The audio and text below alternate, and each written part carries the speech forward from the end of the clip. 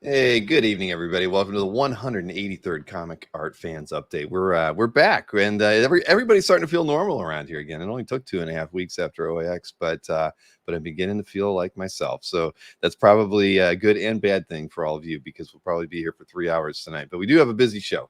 Definitely, I've got some of the regulars and some of the irregulars on tonight. But yes, so let's get things started, because Tom/Bob and I were talking in the green room, and we have a lot to talk about before he's got to go. But I want to play that video with you here on camera, because you looked like you were having too much fun this past week at the drink and draw.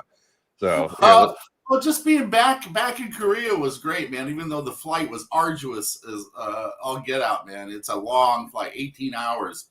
And that wasn't the hard part. We'll talk about it after. The hard part was getting through customs after being a felon. That is very true. So, but we don't get to see any of that in this video clip. But we're going to play it right now. Let you film that stuff, boy. If I could, I would embarrass the hell out of all of them. All right, let's see where the video takes us now. Roll it.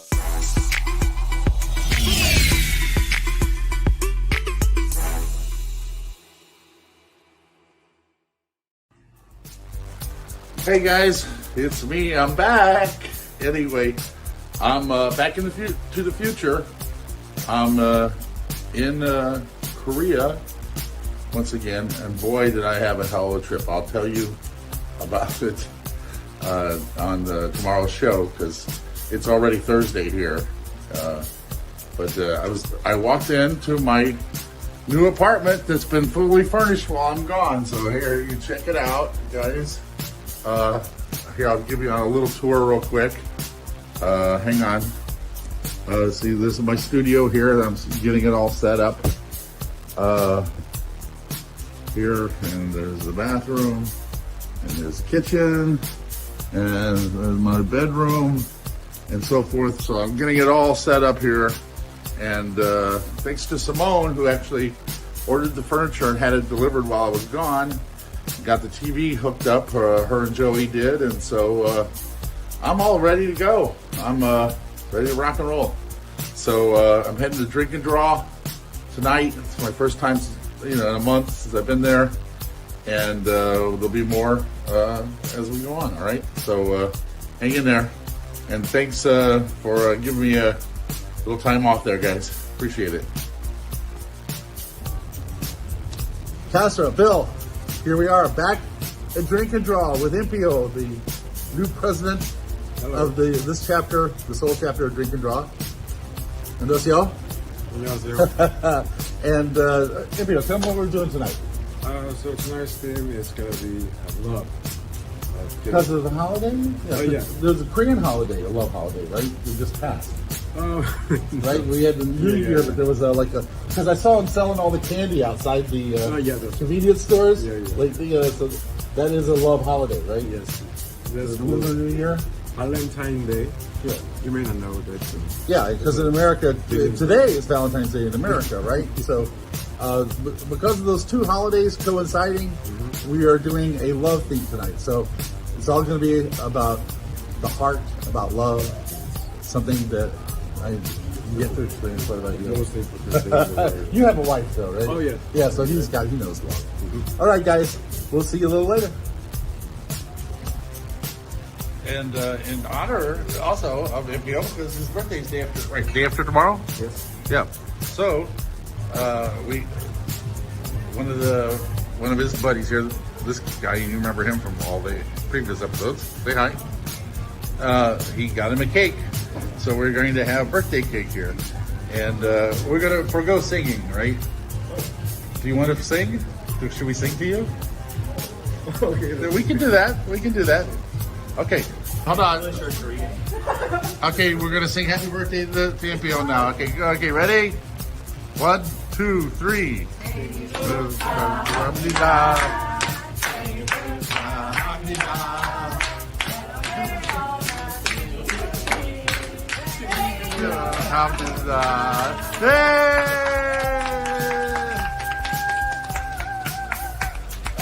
Happy birthday, brother.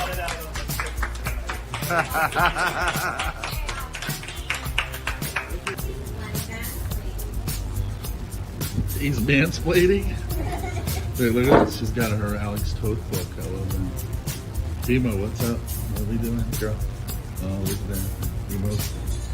Oh, you can always count on her. You can always count on her. Because of the thing, I am doing Ironheart, as you can see here. And you are always killing it as usual, my friend. Let's see.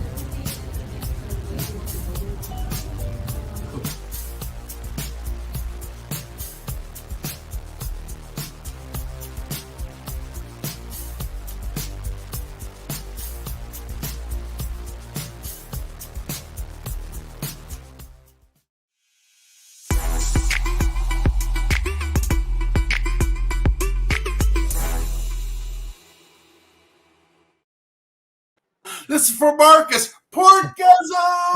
Oh my God, I missed those commercials. Now you get to see him 24/7. Oh man, I'm telling you, it's great. I think I see one on the TV right now. I was looking at that video. I shot that when I got off the plane after 18 hours and a 5-hour ordeal at the airport after I got back. And I look like, warmed over crap. I apologize, everybody. I obviously looked exhausted. I'm well rested now. Thank goodness. But so how about you? I know Costra got a little ill, right? He did. He got a little ill, but he's better now. Yeah, we went to MegaCon and he came back sick from that. He got that'll sick do it. I know. So he got sick that Monday. Sucked. Is that true? Oh yeah, it sucked. I've shown off my badge. Even says it sucks. Where the hell is that? When will we learn that we need to change the whole format for cons? No, you can't read it on this one. Oh, I know. Well, I think comic books need to separate from the celebrity cons. I really do. All about the money, man. If they do just a comic book show, you'll just have, the families won't show up and all that stuff. And that's really what the mega cons are all about. It's just become outre. It's just the same thing over and over again. Yeah. The same old routine. And somebody's got to shake it up. At least OAX was different than any show I've been to, So not to, blow your own horn here, Bill, but, it was like. Blow away, Bob. People all of like mind.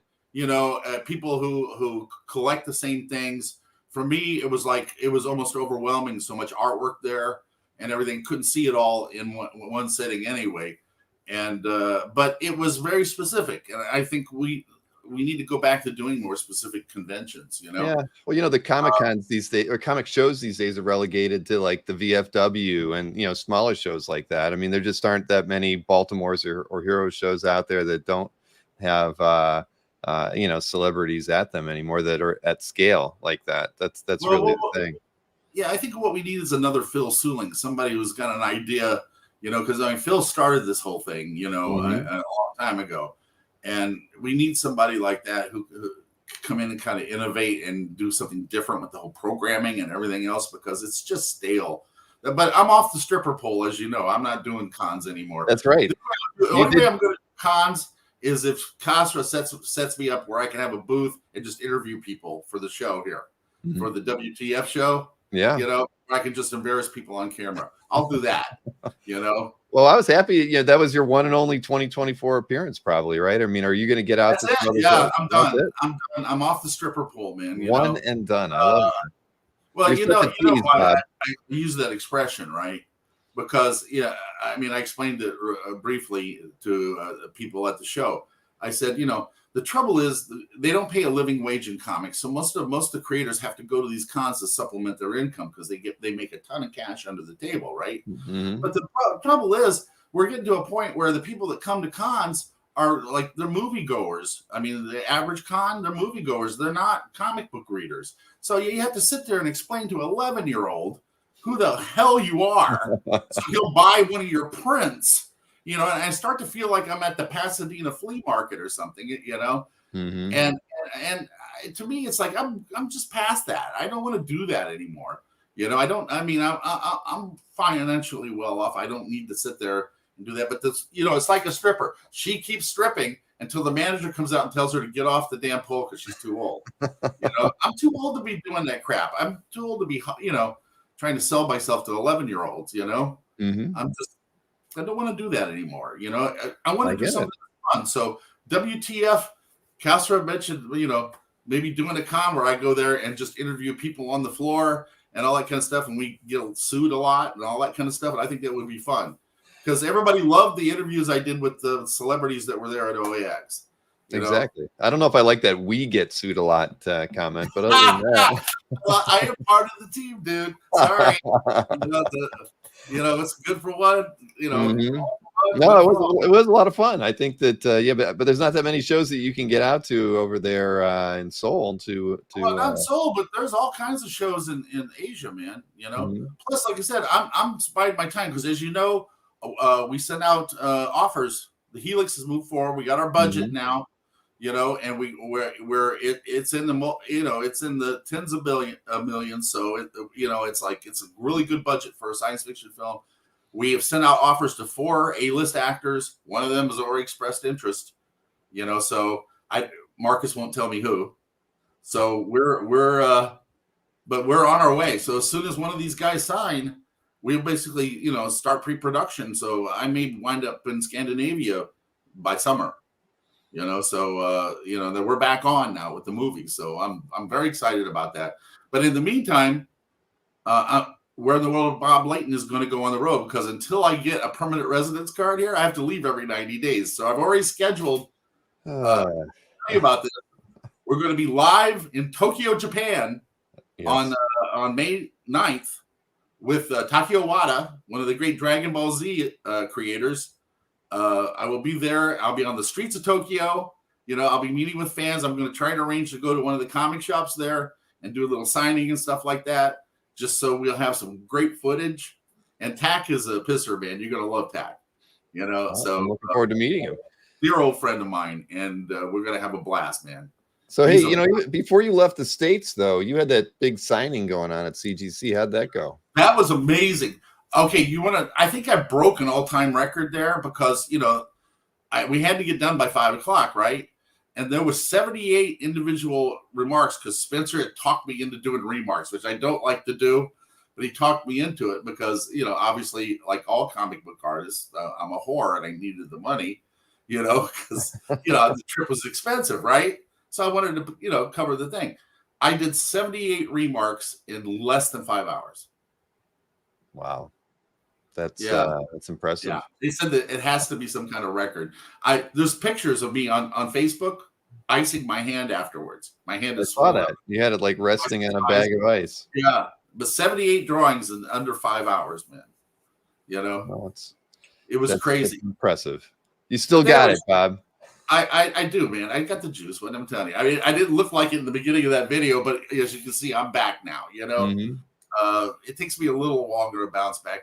No thanks to customs in Korea, by the way, because as you know, I was late leaving, and as a result, I had to stay for 3 days in an empty apartment, and basically go file all these forms and pay 2 million won fine, right? So when I get to the airport, to immigration, they're like, they looked me up, they Googled me, and they were like, "Oh, Mr. Lathan, oh, we're so sorry, we love you. Oh my God, no!" And I wound up doing photos with them, and I did a sketch for one of them. Should have done a remark. Yeah. Here's the thing. So I pay my debt to society, right? I made a little mistake, a misdemeanor anyway. I made a mistake. I paid my debt to society when I left. So a month later, I come back. I go through a line, and they have rejected my ETA pass, which is my visa to get in. And they send me all the way to the back of the line and said I had to file a visitor's pass. And she, of course, took the time to chastise me for being a violator of my visa, even though I already paid the fine and filed the paperwork. She had to take the time out to chastise me. So I get back in the line, another hour going through this line, only to get up there, and the other girl starts chastising me. And I'm like, okay, in Korea, it's like a three-way that you don't want to have. Yeah, it's like, so it took me over 2 hours to get through just through customs. Then I had to get my bag and get back home. I mean, it was exhausting. But like I said, I've applied for a permanent residence card, but they're having trouble with that because I don't check any of the boxes because I'm a freelancer. I'm 70 years old, so I'm retired. You have no reason to be there in their mind. But I can still work. Plus, I have ancillary income from royalties and freelance and all that kind of stuff. And they don't recognize that. They just say, "Oh, you don't make enough to qualify for our retirement thing." you know? And Mhm. it's like, and I said, no, you don't understand. What I get from Social Security is not my income. It's just part of it, you know? But unless you fit into one of those little neat boxes that they have at immigration, they just don't understand. It drives you crazy. But my buddy Nick downstairs from Louisiana is a lawyer, and he speaks Korean. So he's gonna. I just talked to him today. He's gonna tell him what time it is.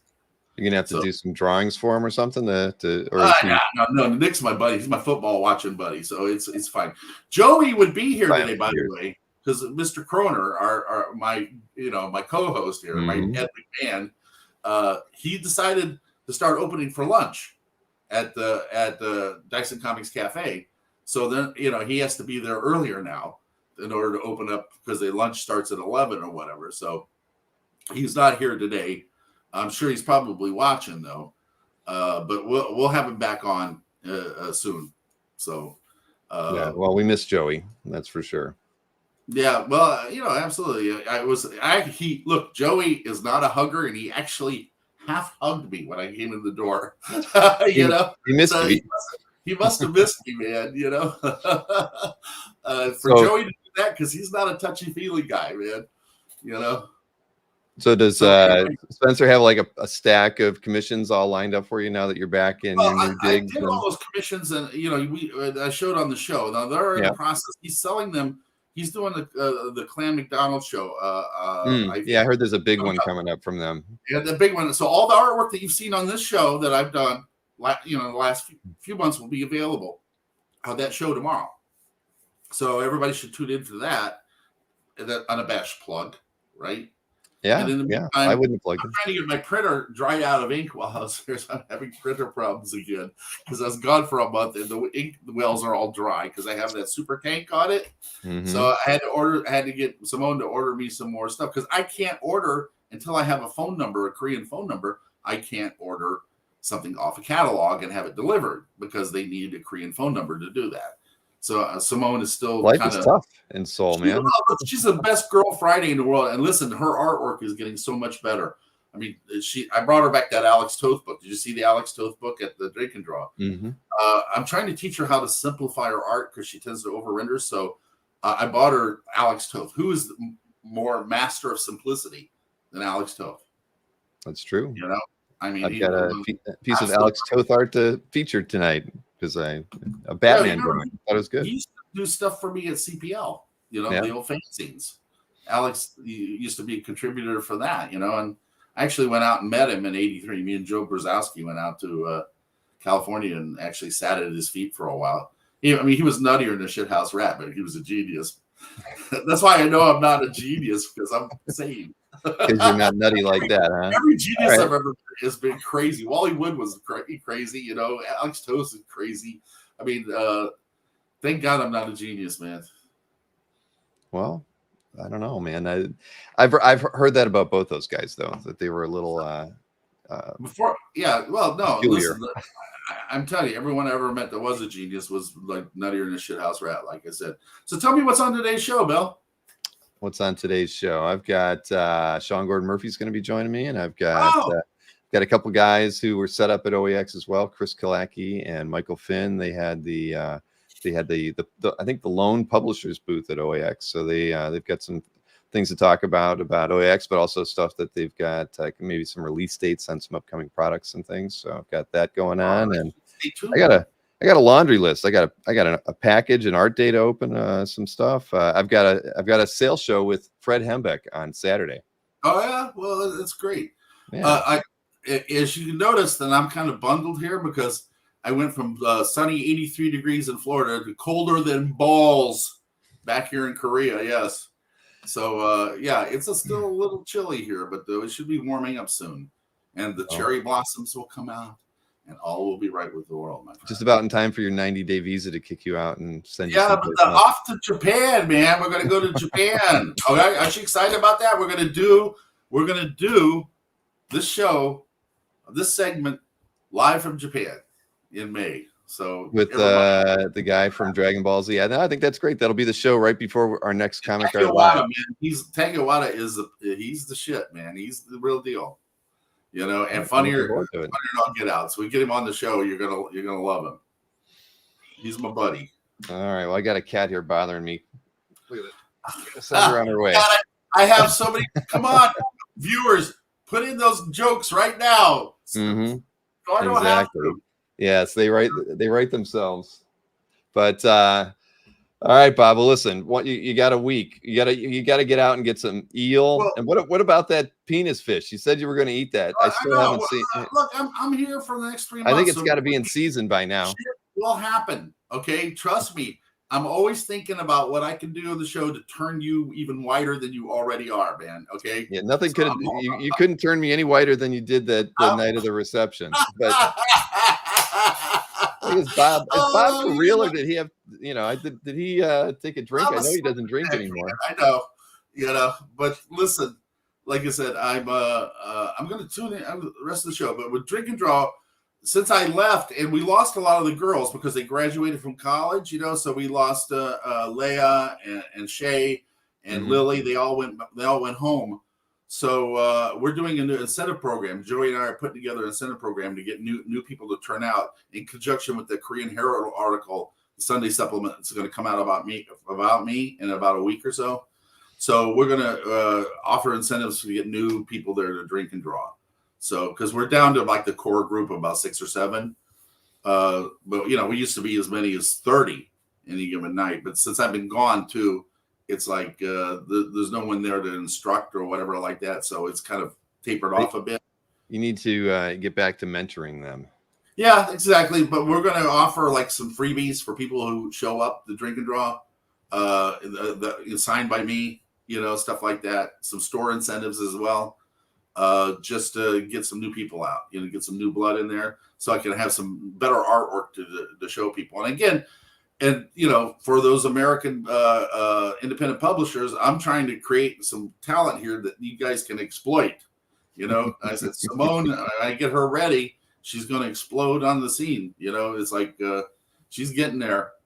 So it's like little by little, you know, it's like as I discover these people, I want to work them in, because it's a big deal when they get to do American comics over here. You know, like Danny Kim, who's doing Ghost Rider.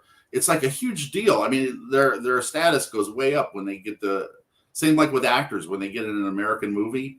It kind of gives them, you know, a leg up on the next status level or whatever. So it's a big deal if any of them get work in comics, and there's some great talent here. Then that's what I'm trying to. What I'm trying to develop with this drink and draw program. I think it's great. You know, we enjoy seeing the clips every week. Well, as I said, it's always a fun night, that's for sure. And you saw Bora, that's the new girl that Joey hired there. You know, she's a doll. It's like there's nothing but cute girls working there now. I told Joey he's gonna have to hire a couple of dudes, you know, otherwise people are gonna start talking. You know. Yes, to balance things out behind the counter there. Yeah, but absolutely. I get it. Well, listen, I'm gonna stay tuned because it looks like you got a great show lined up. I do. I'll have some disgusting stuff for you next week, hopefully, as well as the usual round of artwork and mayhem and the stuff that happens here in Korea. I'll let you know how my immigration status is going too. Well, I hope it goes well, and there's no cavity searches in your future, and you know, they'll be really surprised what they find. If they do, make sure you eat some eel beforehand. It might still be around. All right, man. Well, I will see you next week, Bob. Casper, feel better. Yes, okay? He's back in the saddle at least. He's working again. Good. All right, Bob, take it easy. All right, we'll see you next week. All right, I got to get rid of this cat. Somebody's got to text my wife and tell her to come in here and get this thing out of here. All right, so we can we're gonna move on to Mr. Sean Gordon Murphy. I see he's in the green room, ready to go. Hey, Sean. Hey, man. Man, I'm not used to you being in front of the fireplace. This is the second time in a row you've been you're in the dining room or something at your house. Yeah. I'm used to you being in the studio. Usually I have a studio garage that I usually talk out of, but if it's later, I'll usually be in here. We have an old house from 1860, so we've got like some wood shit and things that you can't buy anymore. So it just shows how sophisticated I am. Well, you know, there's nothing wrong with that. I told you I lived in Maine for about a year and a half near Belfast. Hey, man. So I really I love it. Are you recovered from OAX yet? At last. Yeah. Yeah. It's funny. I'll tell you, it took a while. Yeah. Like Thursday after OAX, I was still tired and grumpy. And even my wife was like, she's like, OAX is over, Bill. You know, you have to like put a smile on your face. You can't walk. Yeah. We're not going to allow you to walk around like you're in a, you know, got a bug up your ass. So, because it was for like, you know, literally 2 months leading up to that, it was just, I would Yeah. get up from the kitchen table, come back to work. I wouldn't really talk to anybody. And yeah. So, yeah. I mean, it was like throwing a giant wedding. I mean, even the reception and the hors d'oeuvres and the drinks and the whatever. I mean, it's like a giant wedding, like a giant Italian wedding. that's what it felt like.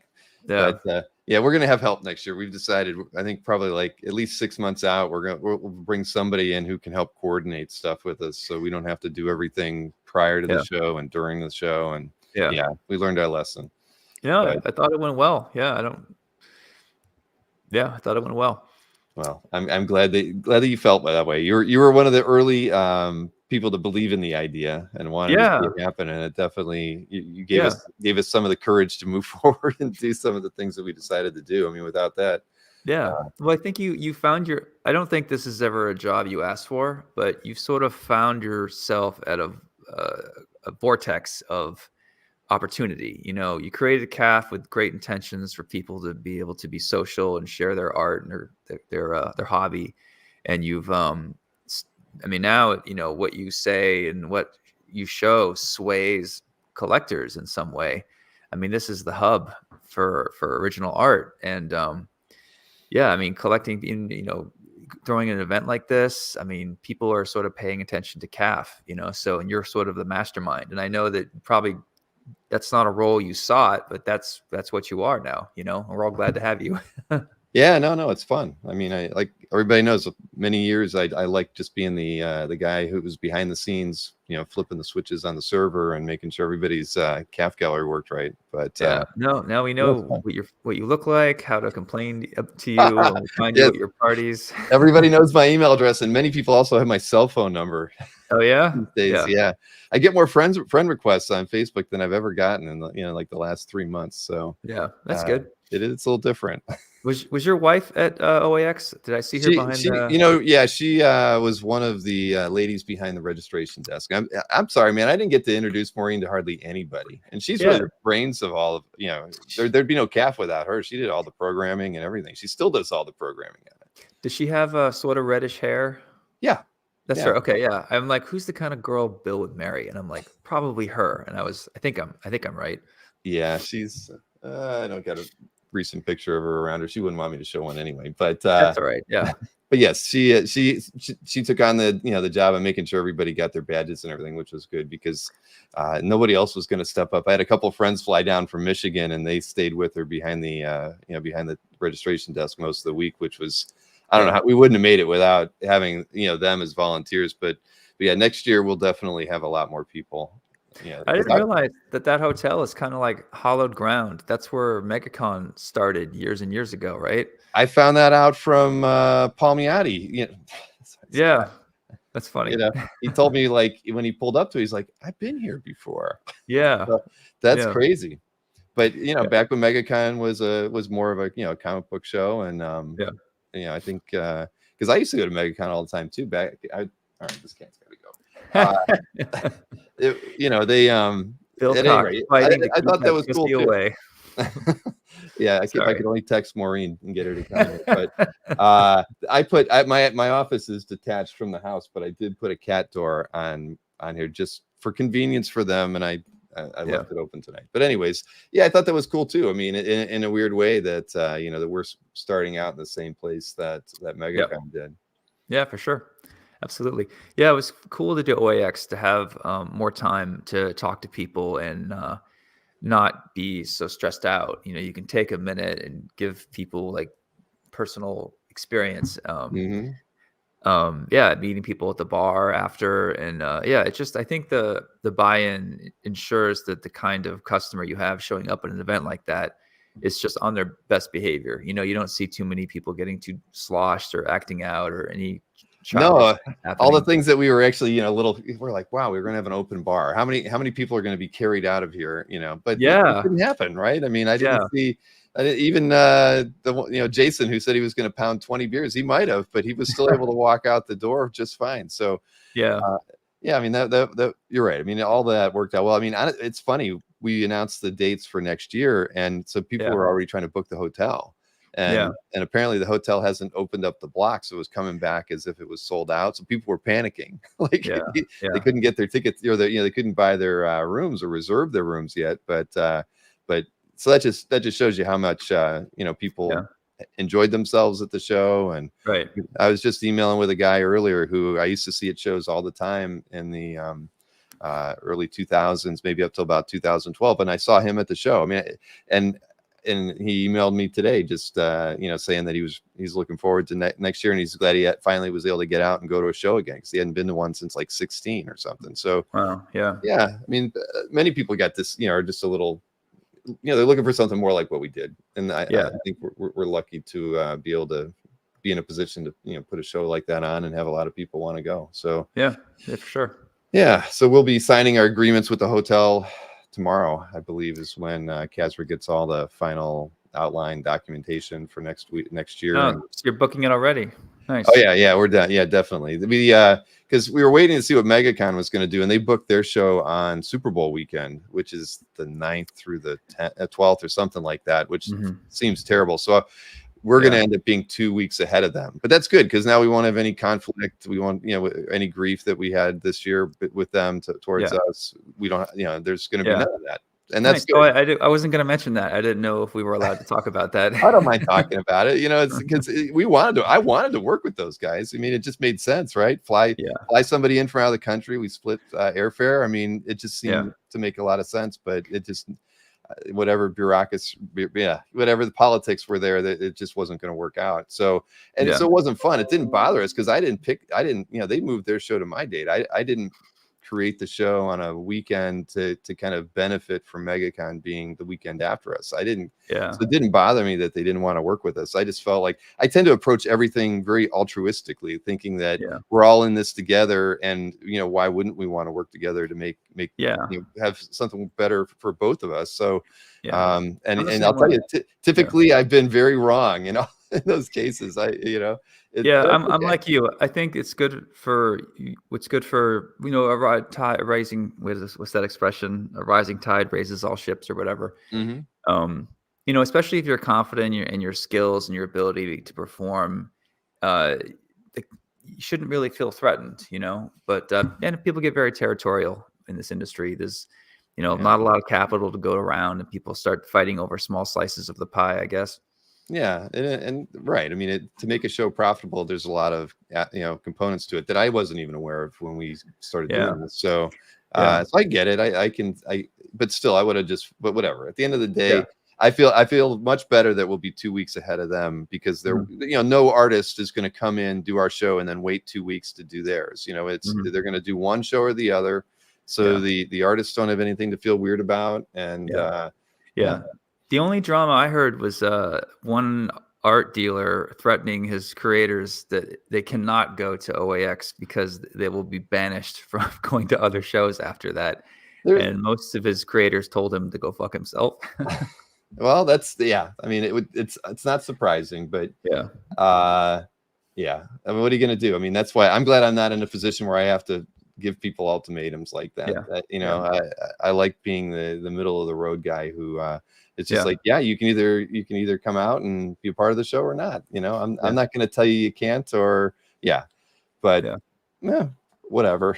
So the thing is, so you had everything went well for you, right? The thing is, I didn't get to talk. I talked to you once at the bar for a few minutes during the day, and then I don't think I really got the chance to speak to you at all after that. So how was everything at the booth? It's good, man. I had my assistant Jeff with me. Met lots of folks, did some commissions. I kept it pretty loose. I had more time to chat with people. Like they'd come up to my table multiple times, and later on I'd see them at the bar. I mean, everyone was on their best behavior. Like, I love meeting my customers. I don't seize up or get weird or anything like that.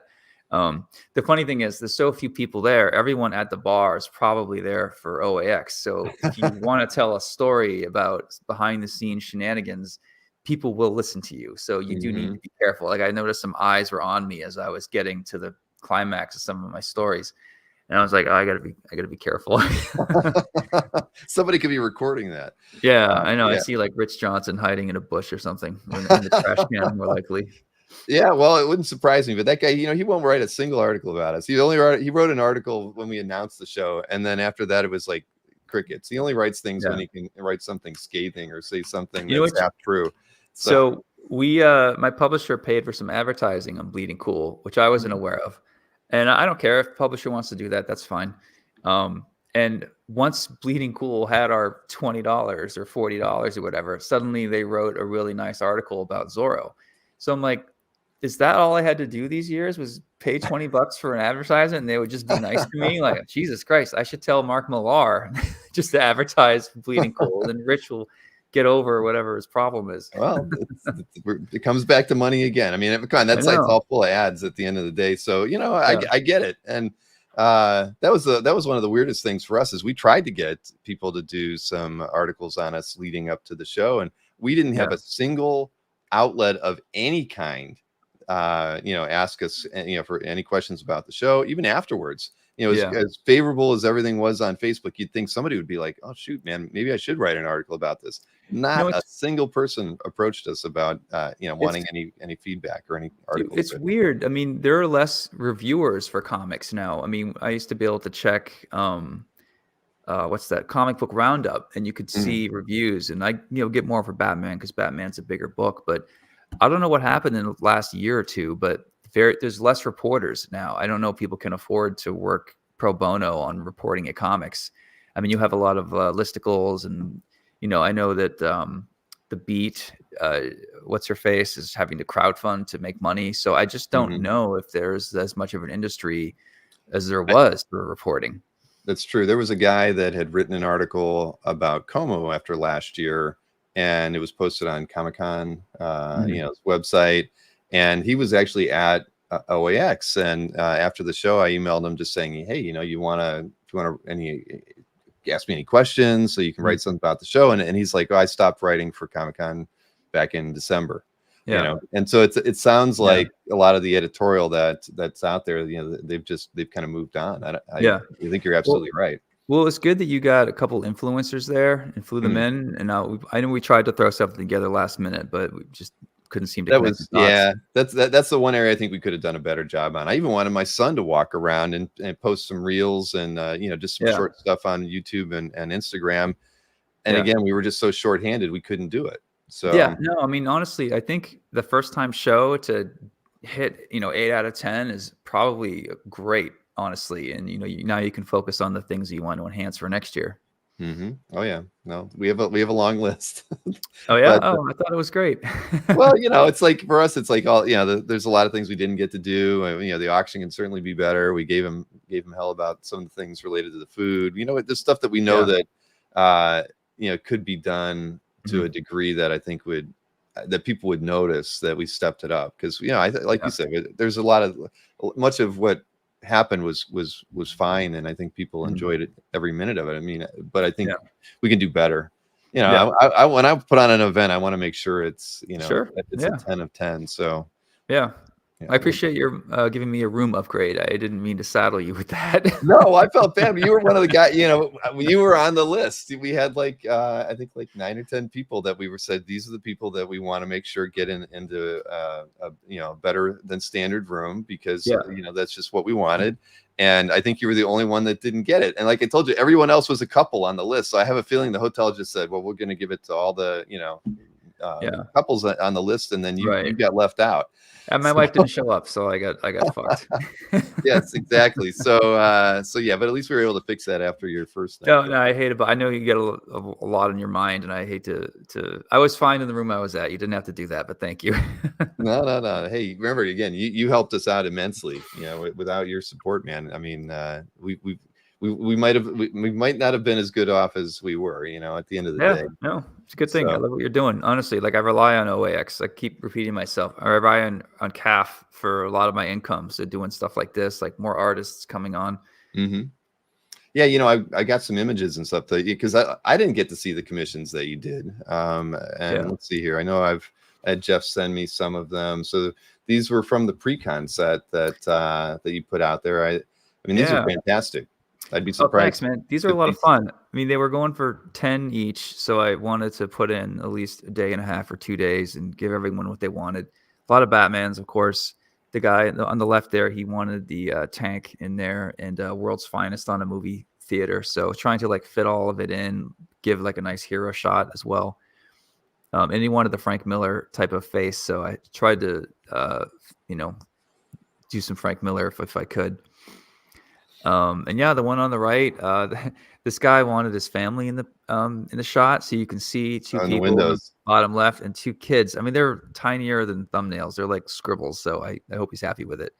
But yeah, I really enjoyed. I don't get to draw Wonder Woman that often, so it's always nice getting a curveball like that. Let's see, and then yeah, the one on the left, the Joker. Yeah, I was just gonna do Joker with his hands through his hair, like that famous cover. And then the customer came back and he's like, "How about a camera?" And I was like, "That's brilliant! Like, thank you." I was so happy that he helped me come up with a better idea. So the one on the left's probably one of my favorites. Yeah, the one on the right, a lot of fun too. He wanted Batman with his mask off, which I was like, "You sure? Like, it's gonna devalue the piece." We went through a few rounds as well. He probably had the most amounts of notes for me, but again, at the price point, I'm happy. Like, again, everyone walks away happy. What we told everybody was, you get at least 2 full figures, definitely a movie poster or cover quality, and I always try to throw some extra stuff in so people are pleasantly surprised. Well, I have to believe they were. I mean, I know you were kind of teasing a lot of this on Instagram. We saw some of the roughs and everything, so it was exciting to see. But I wish I would have been able to. I was busy prepping for the auction, or I would have walked in to see the pieces in person. Yeah, no, man, these are good. Yeah, that left one, another Dark Knight. That might be one of my favorite ones. Just the mutants' abs came out really nice, and when you ink really loosely, it's always a risk that you're gonna sort of lose control, mark making. And then there's one on the right. He wanted a Batman on a motorcycle type thing. So yeah, I tried to get people away from Batman, but I just can't escape it. It's gotta be like Leighton just can't escape Iron Man, Exactly. Well, and the idea that maybe some of those might get turned into covers one day. I might even, I'm a Marvel guy, and I might even have been tempted to ask you for a Batman just because. But then I see this X-Men piece though, and I think, all right, this is the way I would have went. But I would have asked for Cyclops though, because he's the leader, his special ability. Yeah, Cyclops. You're like the Cyclops of OAX, the leader trying to pull all the stuff together. That's right. But I never get to do X-Men. I pulled out all the stops on this one.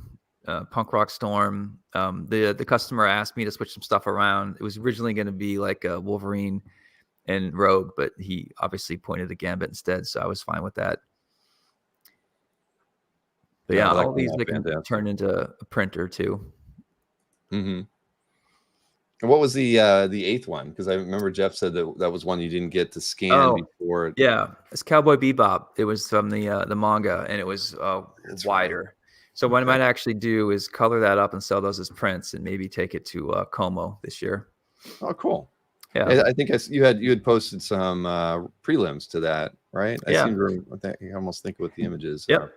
Yeah, we had 10 slots. We had 9 takers, and then one guy dropped out, and then one guy requested 3. So I might get to him later on. But yeah, it's nice to know. I mean, I know Art Adams has this problem where his commissions are so high, he can't take time to slum it doing covers anymore. And when he told me what I was getting, I was just like, man, I can never afford you for a White Knight cover.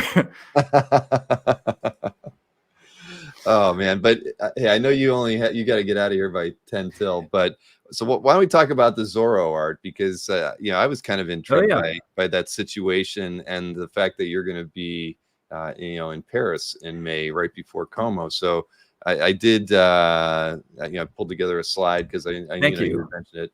That's very helpful. Thank you so much, Bill. Yeah.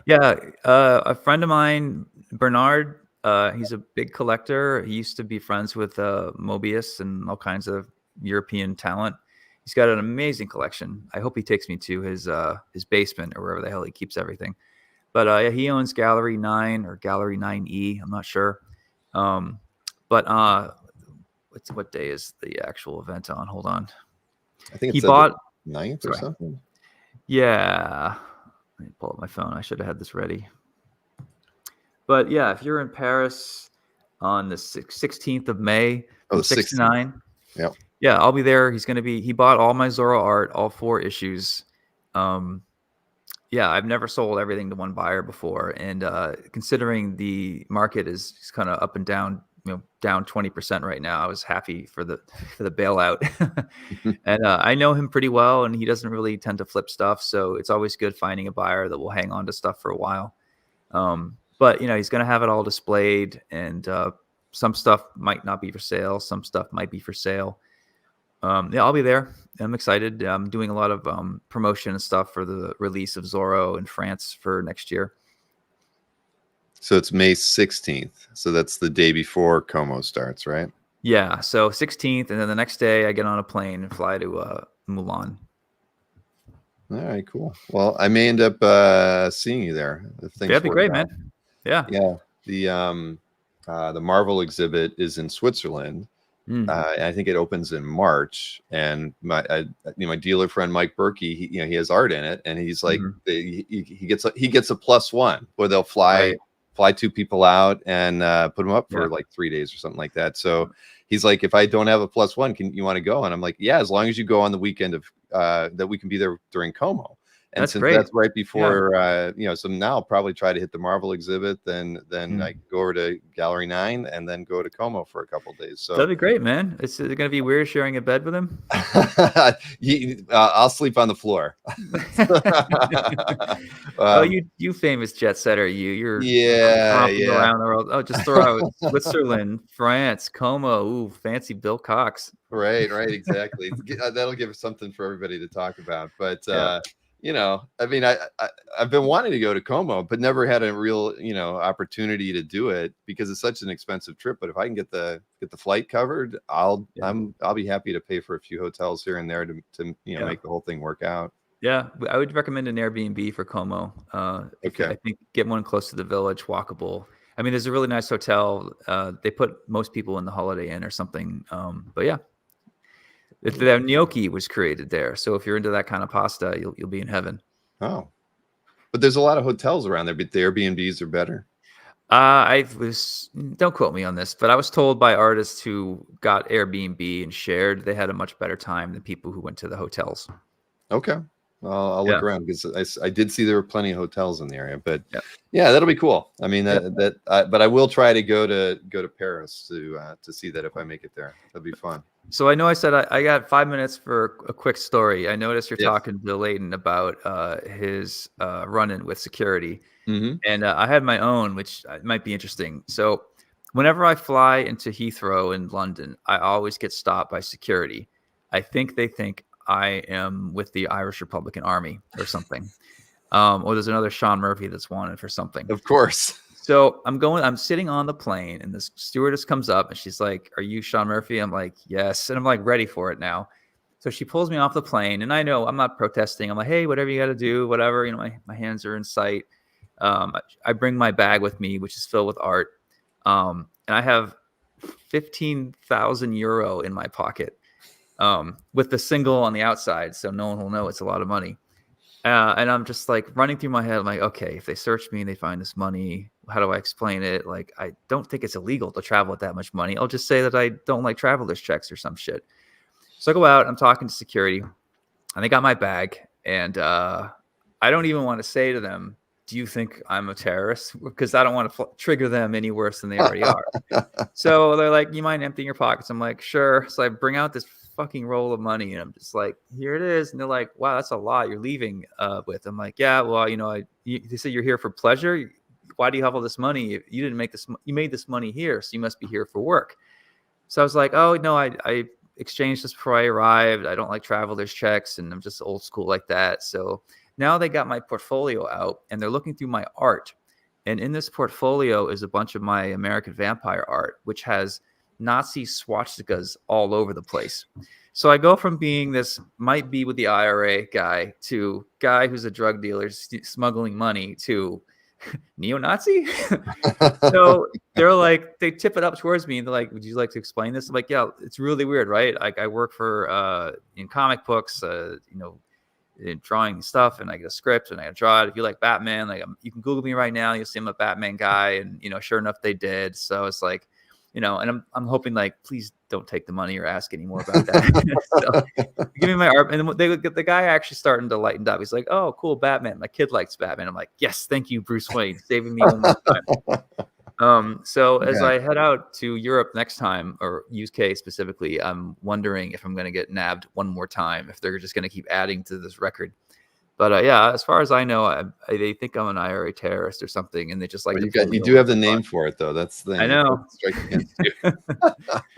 Yeah. Oh man. Well, well, listen. As you get more information about that exhibit, make sure I get a copy of it, or make sure Jeff sends it to me. Whatever I want to, so I can run some press releases for it, and then I can stay on top of it too. I mean, like I say, I really would like to go if I can do it. I'd love. No, you be my guest, man. I'll get you in for sure. Cool. Absolutely. But did we miss anything? Because I feel like there was something else, but that we had going on here. I'm looking through my list. The one I did have a question for you. You did an auction, of a piece or two during the show. I mean, how did that go? Because I know that Scott Wingo ended up getting the Mandalorian piece that you did. I'd never seen anybody do that at a show before. Maybe it's just because I don't pay enough attention. But yeah, so I tried a new idea where I'm just going to draw what I want to draw. So I started a Hellboy piece and I did a Mandalorian because no one ever asked me to do that stuff. And I thought, instead of just putting it out with a price tag, I'll just have people bid on it by the end of the day and see what happens. I did it right before the auction. So I don't think anyone really wanted to spend money on day one because they were saving their, which makes total sense, of course. So I think next time I might try that idea, but I'll just put a price tag on it. Yeah. Because you always auction off your your standee, the banner in the back. Yeah. Well, it's cheaper to print a new one out and ship it and sell one. Like there's like at least a dozen sketched Sean Murphy banners with drippy Batman on it. People are hanging up in some man cave in Midwest somewhere. But yeah, it's actually less expensive. It's actually costs more money to pack it up and bring it home. So we just sort of try to sell it, and if we don't, we'll just leave it there. Or whatever, some handyman can take it. Makes sense to me. Shit. Oh man. All right, Sean. Well, listen, I know you got to go, but I appreciate it. I mean, again, thank you for attending OAX and being my pleasure, brother. I got to announce you were number one, man. So no, there's plenty of big names there. I was just happy to see the visions sooner and be behind it and goad you into following through because I love visiting Orlando. Well, it was a good time. Definitely was. So, cool. And we'll have to talk. I mean, whenever you're free for future shows, we'd love to have you back. Cool. Hey, I'll see you in Paris, brother. That's right. Take it easy, Sean. Take care, man. Thanks, everybody. All right. Yeah, I love hanging out with Sean. We don't do that often enough. We need to do like quarterly shows or something like that. But yeah, so let's just keep the OAX conversation rolling a little bit. I've got a pair of friends here in the green room. I've got Mr. Kalaki and Mr. Michael Finn hanging out. See, I didn't even give you a second to catch your breath or take a sip of whatever you have in front of you. So brought you in right away. How you guys doing tonight? Great. Yeah, good. I was enjoying that conversation with Sean. Sean's fun. He never a dull moment talking with him. Yeah, let's be clear. He definitely looks like a terrorist. So, hey, well, I got the name Mickey Finn, and I get in and out just fine. So it may be his looks. I don't. Yeah, it doesn't help him at all that he does kind of have that terrorist vibe. Here comes my my cat again. You bought some art from him, didn't you? I did after he left. Oh. So quick little story. Oh, that's right, you did. Yeah. I went to BookCon, Bill. I took my daughter a few years ago, and Sean was there doing a panel on world building that my daughter wanted to see the other writers and Sean. He was super nice. And I always wanted to get a piece because I had such a great day with my daughter and listening to him. And so I bought the Alice Never After. I couldn't be happier. I think it's already on CAF. It's a great piece. People have really responded well. It's not his typical character, but I love it. It's really fantastic.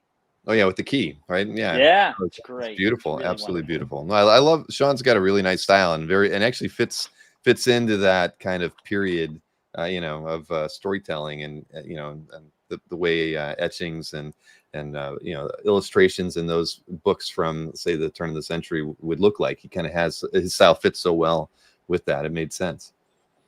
Super detail, and funny enough, they printed it both as a colored cover and the original art black and white. So I ended up buying both comics also, and just because you can see everything, and it's really interesting how the color choices they chose. But he put such beautiful detail in it. Wonderful.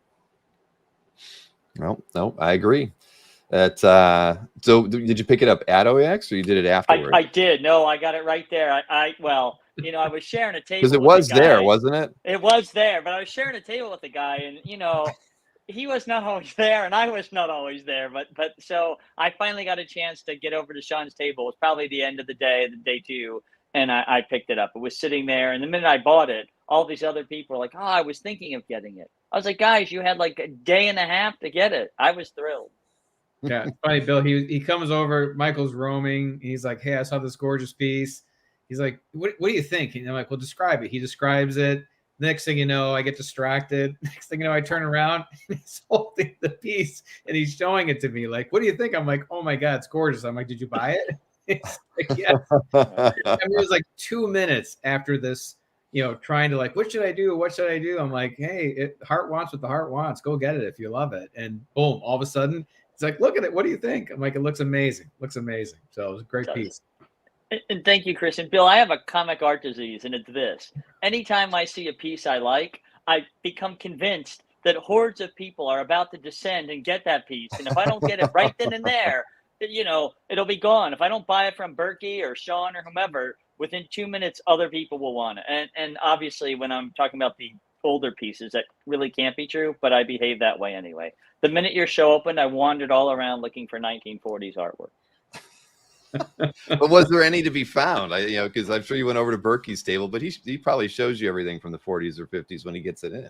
There was Carbonaro. I bought a wonderful Golden Age yeah. story, a really great one. I could not be happier. Really, really great. Well, that's good. I mean, because Carbonaro turned out like a week before saying that he was coming, and so that was a surprise. That's good.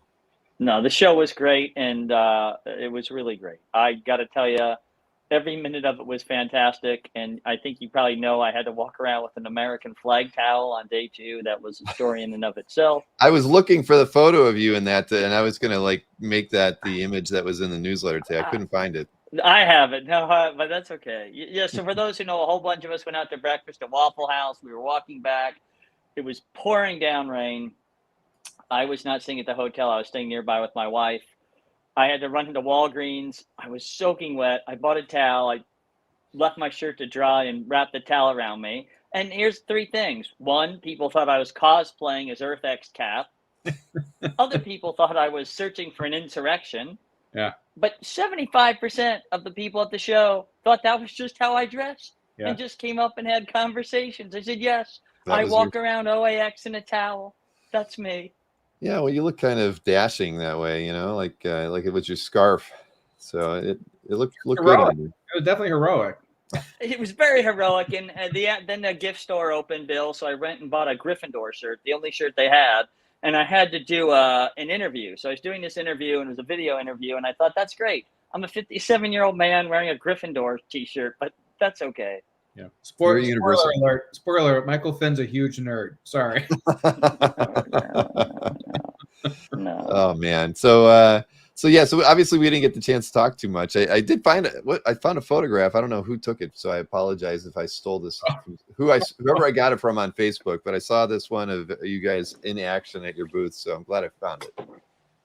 Yeah, I think I got to tell you, emblematic of the show, Bill. I mean, it is hard to describe from the moment that the doors open to the moment that they close on Sunday. Our booth, there's just people in front of it all the time, just all the time. So, Sean said it best, and I'm sure Michael would echo the same thing. The show is just a massive success. I mean, I think people kind of felt it while they were there, but I think what's more fascinating to me is sometimes people go and in the moment you're really kind of raving about it, then you reflect on it, and we're all natural complainers. And I actually felt like just the chatter in chat boards and email exchanges and Slack channels was all just, it just got more positive as people kind of reflected on the experience that they had had. And then, if anything, there was that second wave of folks who, for whatever reason, couldn't make it or just didn't know what it was going to be all about and didn't go. And you kind of joked around about the hotel going really fast and people panicking. Mm-hmm. I'll be honest with you. I think it's gonna, if you're in the same spot next year, I would imagine it's going to sell out quickly just based on the word of mouth ever since the shut down. It's been incredibly positive, just incredibly positive. That's the vibe, I'm definitely getting. I know Kazra feels the same way, that people should probably book their rooms early, and we're hoping to, even before we announce the ticket sales, when we can announce reservations being taken through a whatever link the hotel provides us. We'll probably put that out early. Because I know they're going to be in demand, and I know it's the people who were there last year want first dibs on tickets and exhibitor space and all that too, and all that's all wonderful, right? I mean, that's more than we could have ever hoped for, but it makes all the hard work that we put into it to really, it was worth it. And like you said, I think we sold out. We hit the 500 ticket sales that we wanted to reach, and I think we could easily go to 750 if we wanted to next year, and I think we'd sell out before the show happened. So we don't have any plans. We haven't really thought about it. We just know that in our negotiations with the venue that we're going to have the entire space now, so which will literally give us another room that's almost the same size as the exhibitor space that we have today, and not because we feel like we need to cram in another, we're not going to, if we go to 70 artists, and we were at 60 artists this time, if we go to 70, that would probably be the max. We might add 10 more artists, but potentially 200 more attendees on the floor. So the ratio even gets better, where your artists and your exhibitors are going to be even more busy, because we won't really, I don't foresee the exhibitor count going up dramatically. There are some dealers that and art agents that expressed interest in coming next year. But yeah, we'll see. We're playing it by ear right now, but that's the main thing was we wanted to secure the entire space so that we have the flexibility to do what we want.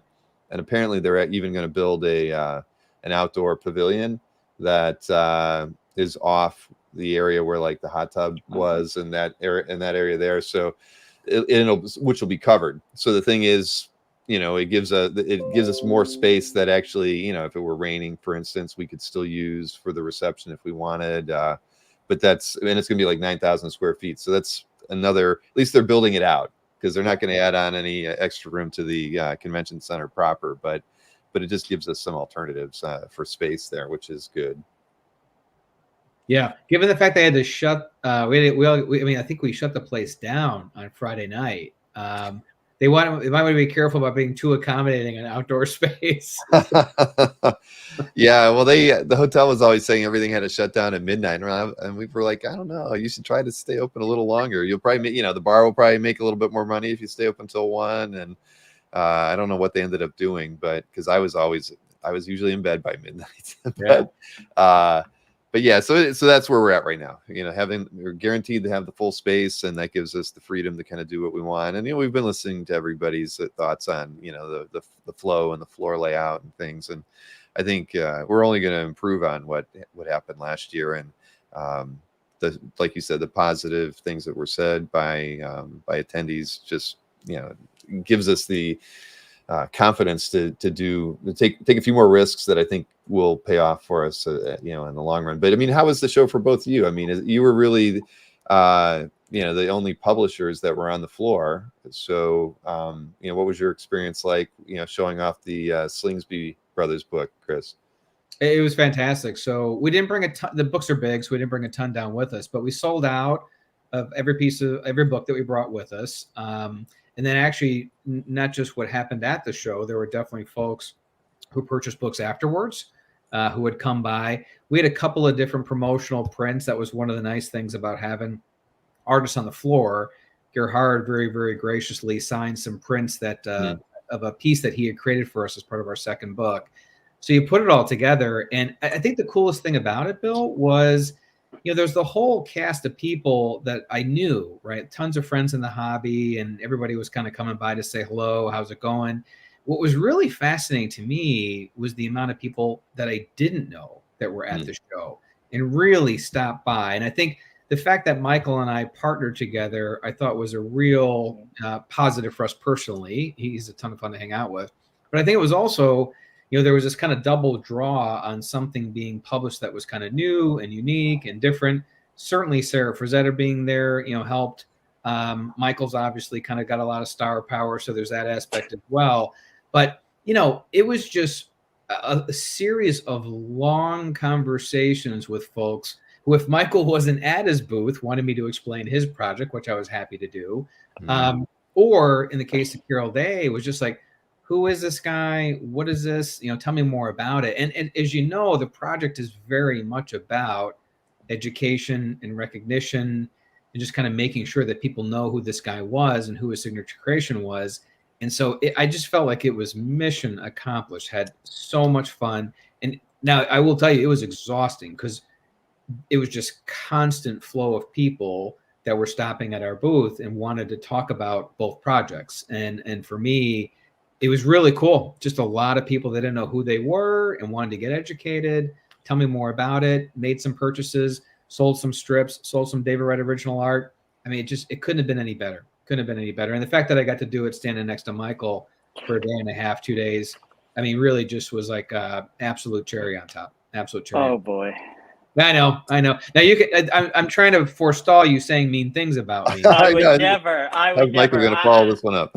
I would never. Look, I will say the same thing. I thought us teaming up, Bill, was fantastic because one, Chris had a lot of people were interested. They saw the book Chris had, how big it was, how beautiful it was, and I think that there was kind of a natural flow. They're both passion projects, really amazing artists, right? Mine is about becoming Frazetta, so it focuses on Frank and has a lot of unpublished early work, but we also do his fine arts teacher, Michelle Falanga, and John Junta, who people have really never written much about at all. They never went to conventions, obviously. One died in 42, the other in 70. But I thought it was great flow. Having Sarah there created a lot of energy, right? She's got such amazing stories and things to do, to talk about her grandfather and the other things they're doing. But I was really happy with the people we were meeting, the kinds of conversations we could have, the energy between what Chris is doing. And to be fair, while Chris is always so low key about it, I've talked to him and picked his brain on so much about publishing. So for me, it was a lot of fun to be with Chris, to see the flow of people saying, oh, okay, well, 5 people are talking to Chris. Who's this other guy? That book looks interesting. I had my manuscript, well, 2/3 of it, and it's over 300 pages. So people were thumbing through. But Bill, what an amazing show you put on, right? I mean, people would talk about the products. They talk about the pulp covers. I mean, we're just talking about all kinds of things at our booths. And I will say, when Chris would leave is when people wanted to buy art. So I had to go call Chris constantly. I'm like, get back here. It always works that way. Yeah, but it was such an incredible show to get to meet all these people and kind of the affection we all have for the hobby and the art, and I think all getting to meet each other was the fact that you pulled this off is a testament to you and Khosrow. So thank you. And I will say that I really want to share a booth again with Chris. I had a great time. It was a lot of fun. We committed to. I mean, I think I know. it was about halfway through, and we're like, we're definitely coming back next year. Like, I don't know when it is, but we're definitely coming back. So. I moved a huge meeting from my company to go to Bill's thing next year. I know you kept yes, and that's true. Michael kept asking when we're going to know the date, and we wanted to nail it down as quickly as we possibly could too. I mean, after we knew where MegaCon was going to be and everything, and there was one. The hotel has one other event every year that's like really big that's around our date, so we were waiting.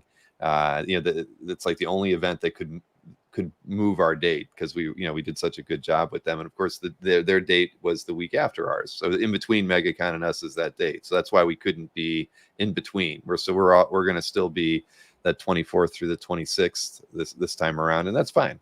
I think it's going to work out. I mean, the weather, we lucked out with 80-degree weather when you guys were here, but yes, we can't get that every single time. I don't think, we can't promise that everybody can go in the hot tub every year when they come down here for the show. But, if it's in the mid 60s, I think it's going to be tolerable for most people. Yeah, I could have done with a few less shots of hot tub pictures because There was I a didn't get lot. any. I don't know what you're talking about. Oh yeah. Well, I'll tell you what. Post show, I'll share some, assuming you don't make them public. But Oh God. I just kept hearing that Vincent Zerzola was going down to the hot tub like every night or something like that. But I never saw any proof of that. But he talked about it a lot.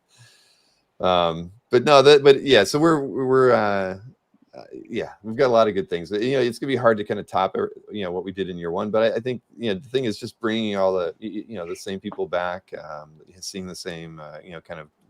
Well, we as a collecting group are just a very different set of fandom, I think, and you put us all in the same room. It's just going to be a lot of fun. You're all, like everybody has said, when you're standing in line, you've got something in common with the person next to you. If you were doing that at a regular show, that might be a movie fan or a statue collector fan or whatever, something totally different. They collect Funko Pops, right? But at the end of the day, everybody around you collects art, so you got something in common with them, and it just makes the show all that more fun.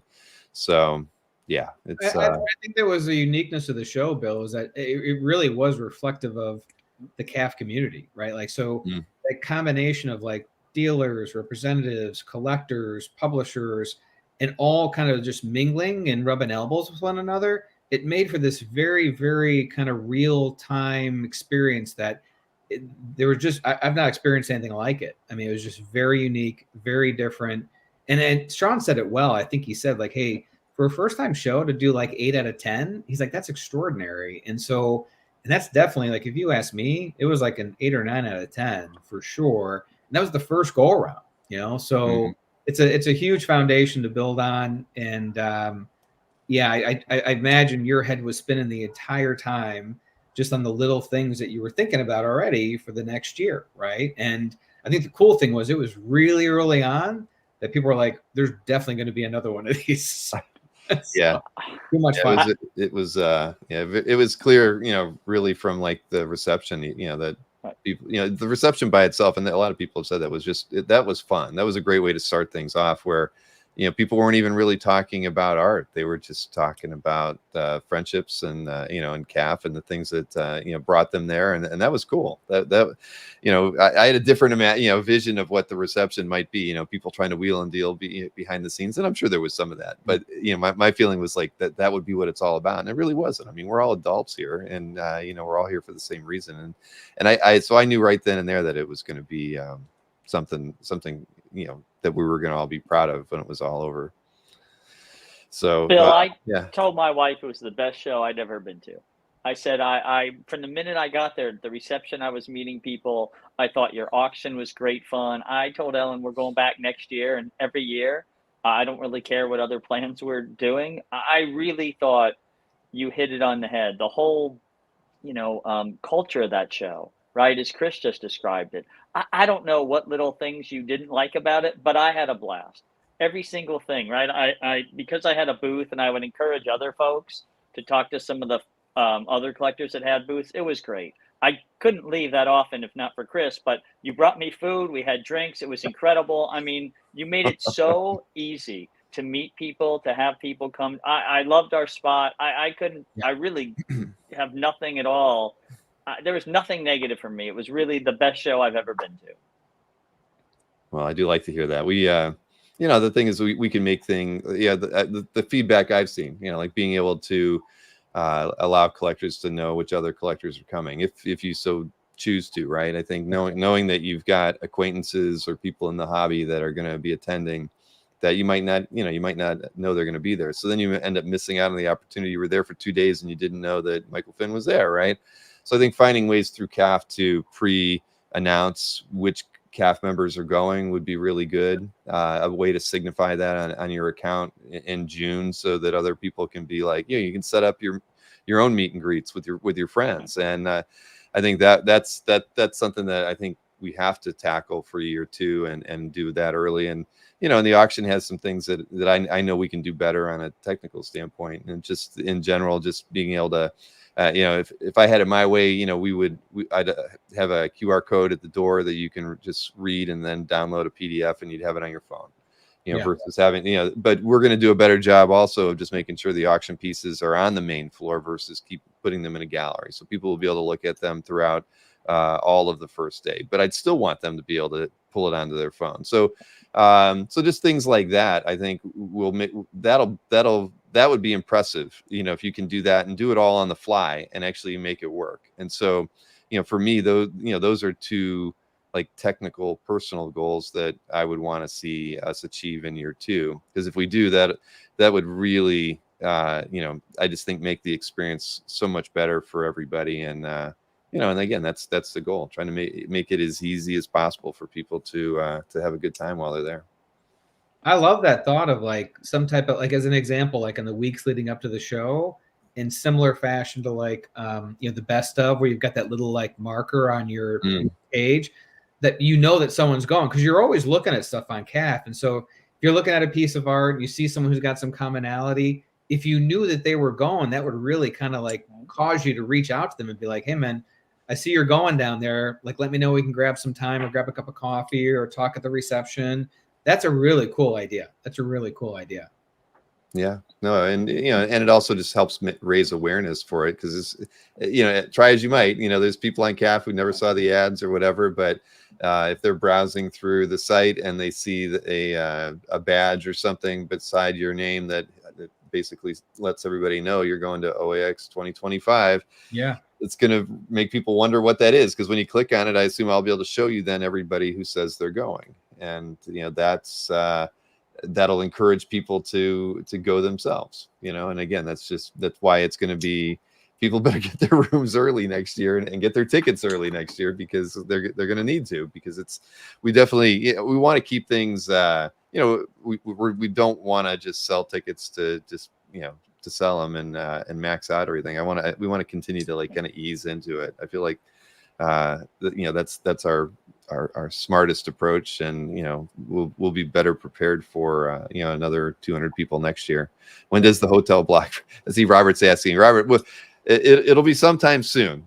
We're signing the agreements tomorrow, and whenever the hotel gives us the link, we'll probably put it out there. Even we don't foresee having the tickets go on sale until late spring, but if the hotel block opens up so we can start having people block their rooms, we'll do that, because we at any rate, we think we've got the right approach for this year with all that, and we'll see if we're accurate or not. But the hotel wants to work with us a lot more this year to make sure everything goes even more smooth for us.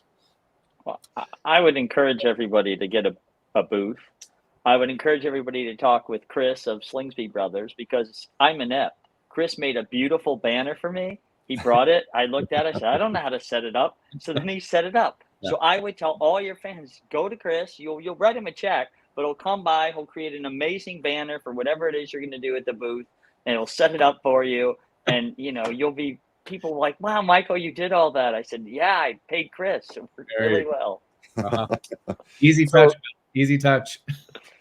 So Michael, I mean, will the book be coming out before next OAX? I mean, what's the timeline? Yes, the book is, so here's one of the, can you see that? Yeah. So that's one of the covers. You can see how thick this is, a third here. But so yes, we're about 3 or 4 weeks away from coming out on Kickstarter. I'm just furiously writing on John Junta, who the first guy Frazetta worked for, and probably like Chris, the investigative work. And I love when Chris talks about that.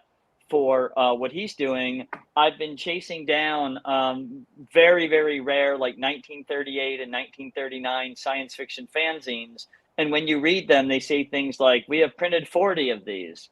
But, Junta did some little drawing when he was 16, and it's not good. But I'm such a completist for what I'm trying to write that I felt like I had to have it. So we're going to go live probably in a week. We'll put up a information page on Kickstarter, and then we'll go live with the Kickstarter in about 3 weeks. Yeah, and let me say 2 things about Michael's project, since he was some of mine earlier. 2 things. Number one, Michael's an attorney by day. Bill, I don't know if you saw this document that he's got, the preface document. The reference work that Michael has done on early Frank Frazetta, I mean, it is seriously, shockingly extraordinary in terms of the level of detail, work, referenceability. This is going to be way more than just a book. It's going to be a definite piece of reference material for anybody who's doing anything with relation to Frank Frazetta. The second thing is, and this really kind of relates to how cool the show was, So I'm looking at these documents with Michael, and I'm flipping through, and you're seeing some stuff of Frank Frazetta very early aping Milton Caniff as a young guy, like a teenager. And as I'm sitting there, I'm like, oh my God, like, you know who that looks like?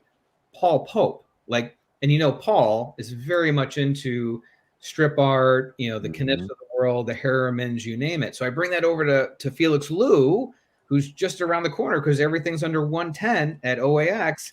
And I'm like, so you got the publisher who's going through the co-publisher, who's bringing the stuff over to the representative and is like, hey, your guy want to see what it's almost like he was alive, 50, 60 years ago. It was really one of these extraordinary moments. And it's one of the really fascinating things about Michael's book is like, you're going to see things in there that have not been done before. Right. So plenty of books about Frank Frazetta that cover him in numerous different ways. And there's nothing like what Michael's pulling together right now. It's really unique, beautifully done. And it's going to be a reference piece, I think, for anybody else working on Frank Frazetta stuff in the future. Wow, that was very, very kind. I will say this. Thank you, Chris, from the top and bottom of my heart. We have a whole bunch of our complete stories no one's seen that Frank penciled and inked from the 40s that were never published because the publisher went out of business. We have them all. And really interesting, I didn't talk much about it. Mark Schultz, everyone knows who he is, Cenozoic Tales. He did art analysis throughout the book for us, where he talks about, look what Frank's doing here, look where he's weak, look where he's strong, look at what he does here, and then look what he did in Erie. So Mark was able to pull that all together for us, plus talk about Caniff and Foster, and really bring the whole circle of Frazetta from an art analysis.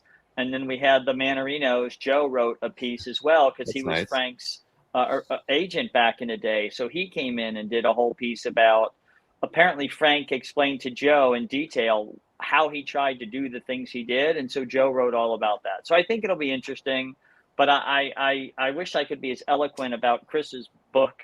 I'll do my best, but I honestly, I wish everyone could hear him talk about the detective work that went in.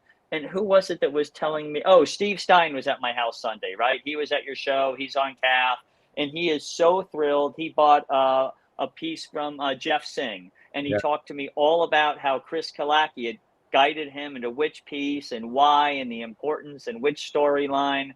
I mean, honestly, the book is incredible what Chris has, and I'm really desperately waiting for number 2. But I would tell people, if you want to see incredible artwork with really interesting stories, you ought to get these books from Chris, and you ought to talk to him, because learning about everything that went into these books and why the characters are doing what they're doing and what was going on with the artist and how he even acquired it all, I think you should write a book about that. That alone is worth the price of admission. I'm my favorite topic, so that actually makes a lot of sense. So Chris, will there be a new book that you'll be talking about next year, do you think, or are you kind of coasting right now after Slingsby? No, so Hallam came out in 23. Slingsby will actually be hitting people who pre-ordered it in probably April of this year. We will have it's sold out, but we will have some copies for review at San Diego.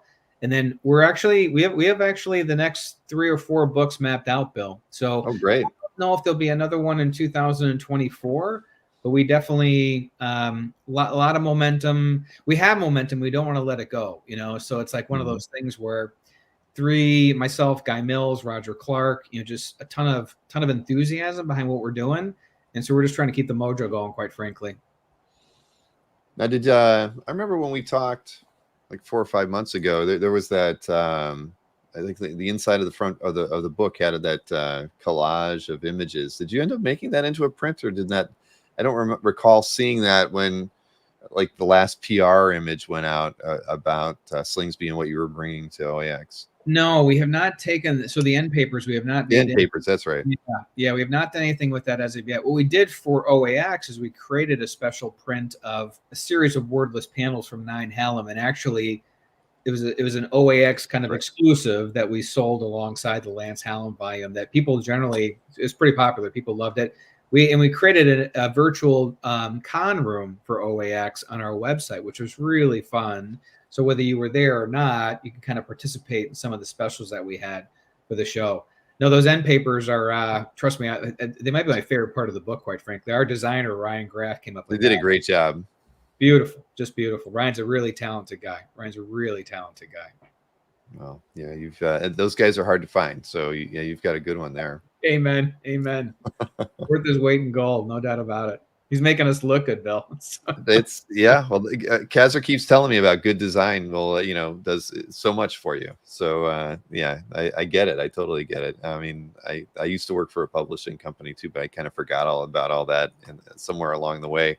But so if there's table space available, you guys want to come back in 2025, then if wow, we're just thrown to the side. We were the inaugural. No. Publishers, Chris. I get it. You're the only overboard. publishers. No other publishers. Yeah, we have to make space for you. No, Bill, this is like San Diego. We're locked into that location for the next That's right. 40 years. I want to be like 80, and people like, we should have had contracts in hand, right? On Sunday afternoon. You got to sign up now if you want to keep your space. And I'm going to keep it. We would have signed in a heartbeat, no doubt about it. I would have had my attorney with me. It would have worked out great. So. Yeah. If he was any good. Love it. You would love it. You're right. He would have run out. We would have both been okay if Mike popped over and helped us. Exactly. Yeah, but of course, no, you guys are we have space for it. You figure everybody. I think there hasn't been one exhibitor that hasn't said they want to come back, and almost every one of them, we're like, I want to be in the same spot I was last year, because now it's like that's their territory, right? Yeah. That's where they feel comfortable. Absolutely. And Bill, I will have a very rare thing next year. Not just the Frazetta book. I'll have a comic book. So we have our publishing schedule for like the next 3 or 4 years laid out for us. So we do Frazetta, then we'll do Liberty Brigade graphic novel #2. Then we're doing another hardbound book on the Bailey Studio of the 1940s, because so many people are interested in the Bailey Studio of the 1940s. Then Liberty Brigade 3, and then we have a really neat book that we're slowly working on, which is called Comic Book Litigation, and we're going to go through 10 of the most famous legal cases and comic books, right, from DC suing this one. So it'll be really interesting, I think. I mean, one hopes. Who's gonna do the audiobook? Who's gonna narrate? Chris Kalaki. He's very good. Yeah, I can build displays and I can narrate your litigation comic book. Yeah, but there's such interesting cases, right? I mean, Vanguard just lost a case too with the Frazettas in the last 2 weeks. But you can go all the way back to like Superman versus Wonder Man and stuff with Will Eisner as witnesses and all. I won't bore anyone with it now, but to me, they're really fascinating. What happened and who were the players and what did they testify to? Kind of neat stuff, I think. Is this domestic, Michael, or would there be some international stuff in there too? Like I'm thinking about like Miracle Man, Marvel Man kind of stuff. Well, I was the lawyer for most people in that case, as everyone knows, right? So that would be very hard. I didn't mean to do that to you. I'm so sorry. Yeah, so I represent almost all the writers and all the comic book guys. So I'm not quite sure. Yeah. I don't think I could do that. I would like to, though. If you can get Marvel to release me, I'll write a really nice story. And by the way, Marvel did a great job. They stepped up. I have not a negative thing to say about it. It was really a great experience for everyone. Awesome. So yeah, Bill Byers is in. I've already made a sale. Bill, now I get it. Now I need. That's like 5 years from now, Chris. We're locked in with the booth for 5 years. You heard it from Bill right now. Exactly. All right, you guys got it. Yeah. The offer and acceptance. We're there. We've already allocated Social Security funds to our table that year, Bill. So. Well, we'll be thrilled to have you both back. Honestly, I mean, I think year 2 is going to be a lot of fun. We have, there's so many good things that happened in year 1 that year 2's I can't even imagine. It's well, I don't want to speak for Kazar, but Kazar looks at he said we can make the first year be like it's year 2, and we kind of did, right? As if we knew what we were doing, and we really made some great strides, right, in the first show by itself. And if we can be at year 4 in year 2 or year 5 in year 2 by putting in the extra effort, making the show even better, I mean that'll be even more impressive. And it so there's a lot of work that we have to do, but again, it's back to the exhibitors and the attendees all putting in their time to make the show special too. I think by year 2 it could feel like a 4 or 5 year old show, because it just moves, everything flows so well, and the chemistry is there on the floor with everybody. And Yeah, I'm excited to kind of to really get started working on this in a few months. So, but yes, you will be back, and you will have your same spot. I can guarantee you that. That's what we needed. Did you hear the rumor for next year? I heard that Chris is actually bringing the rest of the Chicago crew. So Ron Sunenthal and Kyra. So I heard the dealers are going to bulk up. If those two guys are in the room, it's sale time. Yeah, and there's a lot of I can tell you, I've spoken with some of there were some people who couldn't make it to the show this year because of Roger Hill's memorial services, and so there were a lot of important people who couldn't make it, and rightfully so. And I've been I've had a few people reach out to me letting me know that sign me up for next year. I would have been there this year, but I couldn't. And and those people are just going to add so much life to the show floor by having them be at year 2, and now they don't have anything impeding them from coming. So yeah, it's going to be exciting, kind of pulling it all together and seeing the people who sign up to go early on and buy tickets and want to have a booth, and we're very excited about it. Wow. In year 1, Bill, culture and chemistry, you said it. Like, those two things right out of the gate, and that's a heck of a foundation. So again, Michael said it before, huge congrats to you and Kaiser for what you accomplished in year 1. It's a huge accomplishment. Well, I appreciate it, guys. I mean, again, you've done these, you've done shows yourselves for a long time, so the measurement that that you're telling me what we did well, and I appreciate that. It means a lot. Amen. All right. Well, I hate to move on, but I've got a few other things to do before I call it a night. That's all right. But you know where I'm at. I mean, Michael, when the Kickstarter gets close to starting, make sure you hit me up with some PR. And Chris, if you do have extra books available that that aren't sold after San Diego, to hit me up. I bet we need to change your ad on CAF. I know we do. Trust me, it's on my. I saw the OAX logo up there earlier, and I thought, all right, I got to reach out to Chris about that. So hit me up with what you want me to change on there. You know how to reach me, both of you guys. Amen, brother. All right. Have a good night. Buddy, be good. Talk to you soon. Michael, be good. All right. Now I love talking with those guys. Both of them true gentlemen. And I like many people at the show, I really didn't get a chance to talk to them very much. I think I saw Chris when he was leaving the hotel and got to talk to him as he was taking things out of the room. So it is what it is. So listen, I'm going to jump in and get a package open here so I can get this out of the way. This is something that I got from Anthony, and Maureen saw it. She liked it, and she asked me for permission to get it. So I'm assuming that's what this is. Seems a lot more heavy duty pack than I was expecting, but we'll find out. Yep, Maureen is picking things up nowadays. So is Gwen. She was asking me my opinion on some artwork the other day as well, about whether or not she should buy it. So we've got them converted into art buyers already. I love it. So let's see. Okay, he gave me an empty top loader, which is always nice. I'm sure I have a use for that. And then wow, this is pretty nice. So I don't think I can get it out of. It's in 2 top loaders. Why would he do that? I guess he just wanted to make sure it got here safe. Okay, I'm not going to take it out because it's wedged in there pretty good. But it's not going to be easy to see. But you get Gwen and Mary Jane there by John Romita on one page, no less. So yeah, Maureen saw that and she loved it, and asked me if it was cool for us to pick it up. And so I said yes. I have one other John Romita that Mike gave me. It was like a cover prelim to early 70s Marvel horror book of some kind that I couldn't really place, but this is really nice. I'm very happy with that. Yep. One last one. Look at that. That's awesome.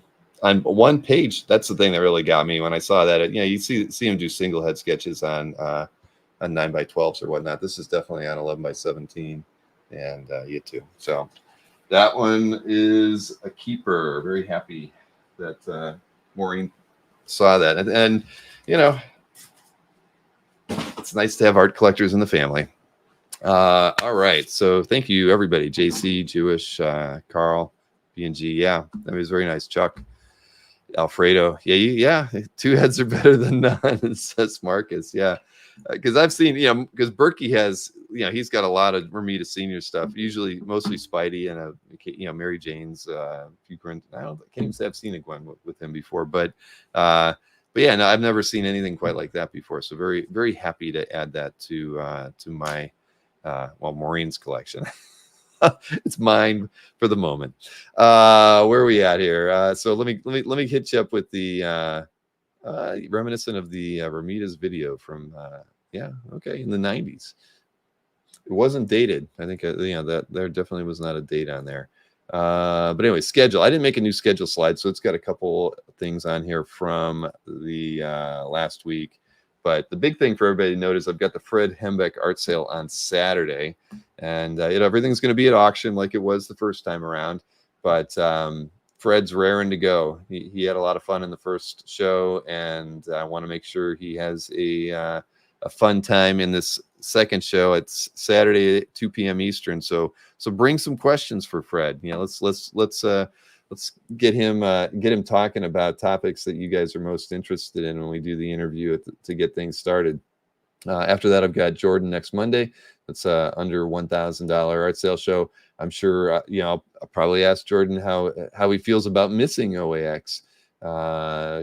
From not being able to travel all the way from Hawaii, but we'll get a feel for that. And then I'll have Chris Barton as a collector interview on Tuesday. Then Anthony will have a make offer show on Wednesday.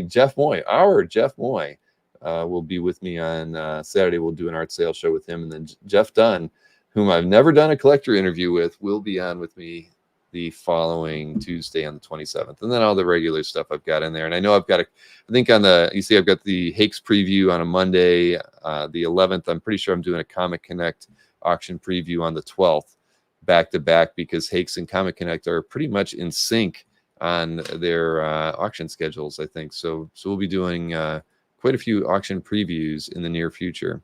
And Jeff says he sent off some art today. So cool. We'll be able to tease some of those pieces next week. And speaking of teases, I do have the Fred Hembeck art right beside me, and I haven't shown any of it. And I'm sure I'll show, when I send out the PR email tomorrow, I'll probably put most of this in there. But Fred's always, well, I can't say always. We've only done this twice, but he sends everything. He always wraps everything in interesting material.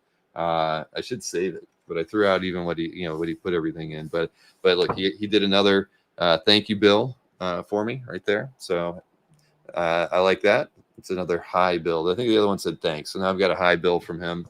I'll have to add that to the portfolio. Let's see. I'll show you the rough to this multi-character piece. I won't show you the actual piece, but this just gives you an idea how many characters are in the finished piece, and that's a lot. At least 40 characters in this piece, and it's a published piece too.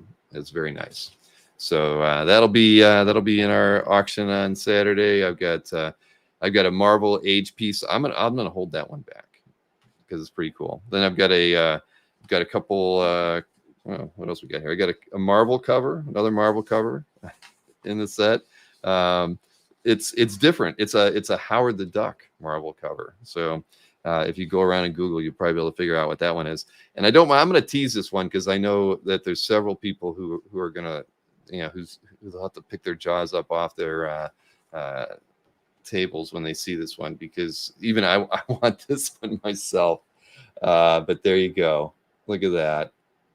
That's a keeper, and was done just for you guys. And look at that. I want it. But I won't be bidding on it. This will only be for you. But this is on looks like 9x12.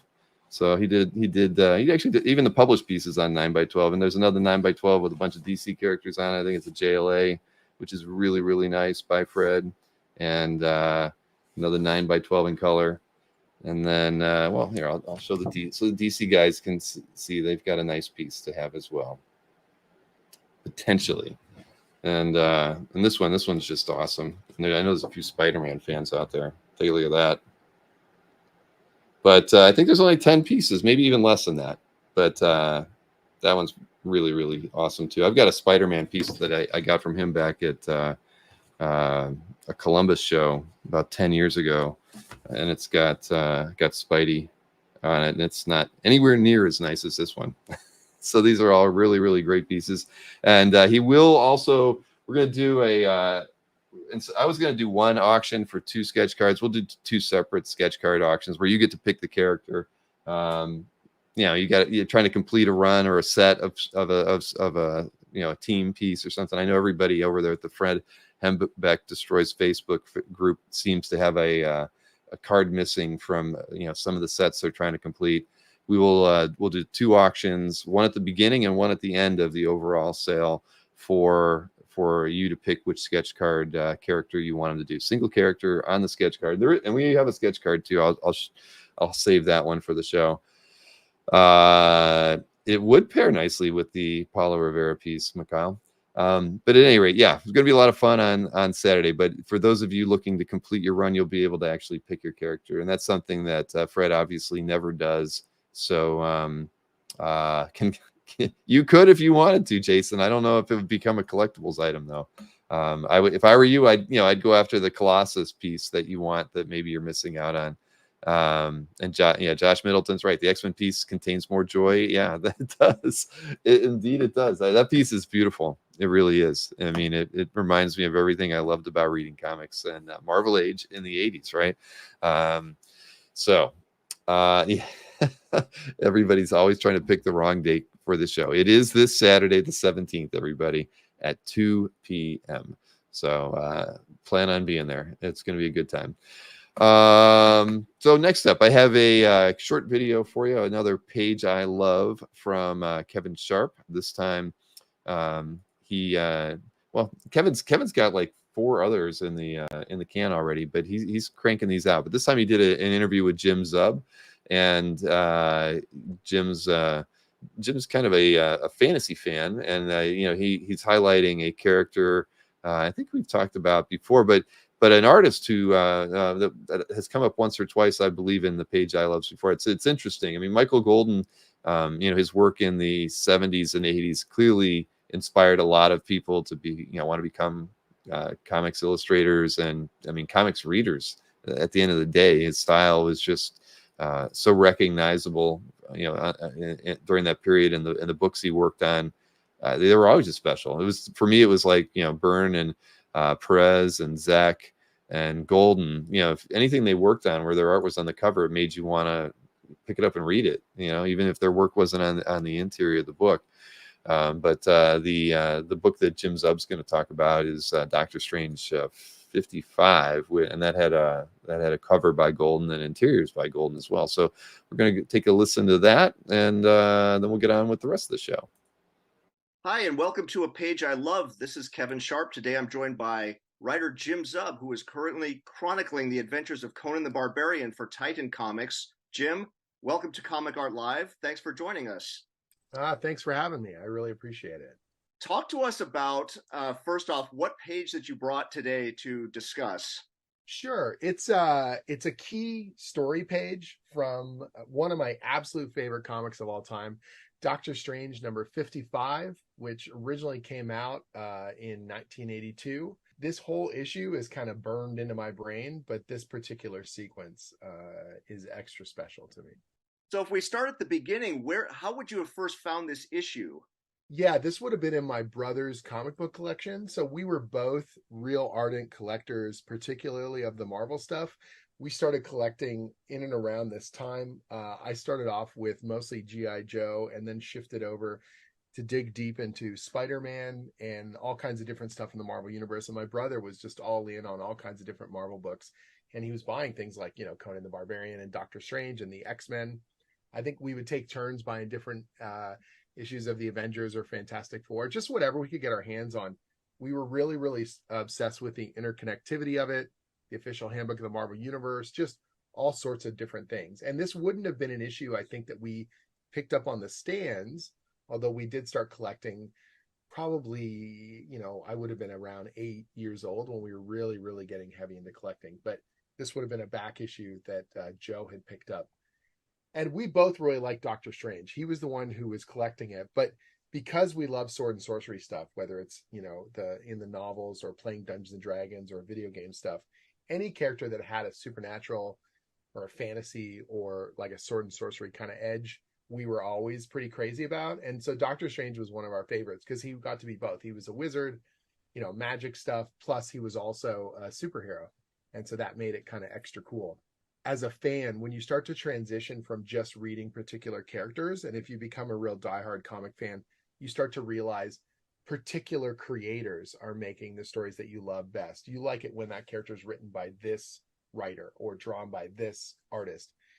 And Michael Golden was definitely one of those artists who made me sit up and take notice that, wait, this stuff's better. This stuff's, you know, stronger. This is more dramatic, more amazing, just all the way around. And every time I could get my hands on a Michael Golden illustrated issue, I knew it was going to be extra special. Whether or not I had any emotional attachment to the characters before, almost certainly by the time I was done reading that issue, I would. And then you take a character that we like, Doctor Strange, and you have a really, really amazing story. And I think what's so incredible about Doctor Strange 55, it's not a seminal issue. It's not a key. You don't have to pay big money for it. And yet to me, as a kid, it was so impactful and so potent because it's a self-contained story. It has a beginning, a middle, and an end, all in the course of one issue. It dramatically pays off. It's beautifully illustrated, and it's right at the core of who Stephen Strange is as a character. And then this page 13, is sort of the fulcrum. It's like the moment before the climax. It's the big emotional payoff. It's dramatic. It's just so well realized. We've dropped away the environment completely. It's sort of Stephen Strange completely exposed emotionally and physically in this nether realm of empty blackness. And you've got a villain who has been manipulating him the entire time, playing him through these illusionary kind of worlds and playing into his foibles and his fears and the weakness that he feels because Clea has left him. And for the first time ever, the Sorcerer Supreme is not kind of holding it together in this way, and so this character is actually done up to look like another character. He's done up to look like Dakim the Enchanter, but spoilers on a 40-year-old comic, it's actually this demon called Despair, and that's exactly what he's brought to Stephen. Is he's made him despair. He's made him lose everything. You know, the transition between panel 3 and 4 I think is so killer because you've got this pretty unusual at the time, this panel breaking dagger, and it's ornate and it's cool, it's skeletal and freaky. I absolutely love it. Carries us down through the page, and it casts this shadow over Stephen and that one eye sort of looking out at us. The coloring is so well done. Glennis Ween did the colors, and it's just brilliant. That stark relief of the contrast on it just knocks me out. That open eye, that fear on his face. And then the transition to the next panel as he's unleashing his magic to try and push back against literal despair, as well as the sort of metaphysical despair that's at the heart of this story. It just feels so cool. The way the magic is drawn, the energy, the dramatic moment, the moment to moment transitions, the use of sort of full character at the top and then moving closer and then pushing away again. It's just like unbelievably potent classic comics. As a writer, when you look at a page like this and this comes in as a script that you wrote, what kind of reaction is there? Yeah, when you get artwork in that not only delivers on the potential of something that you imagine, but elevates it, and there's no better feeling. That, you know, it's the pure collaborative process. It's exactly what you hope for. I'm in this very lucky spot right now where I'm working on Conan the Barbarian, one of my absolute favorite characters, sword and sorcery. And the artist on the series is this guy, Rob Del Torre, who is channeling just the best of that old school kind of pulp feel and elevating every single scene. And it's the dream. It's exactly what you want. It's the kind of collaboration you want. It's the kind of impact that you want to have.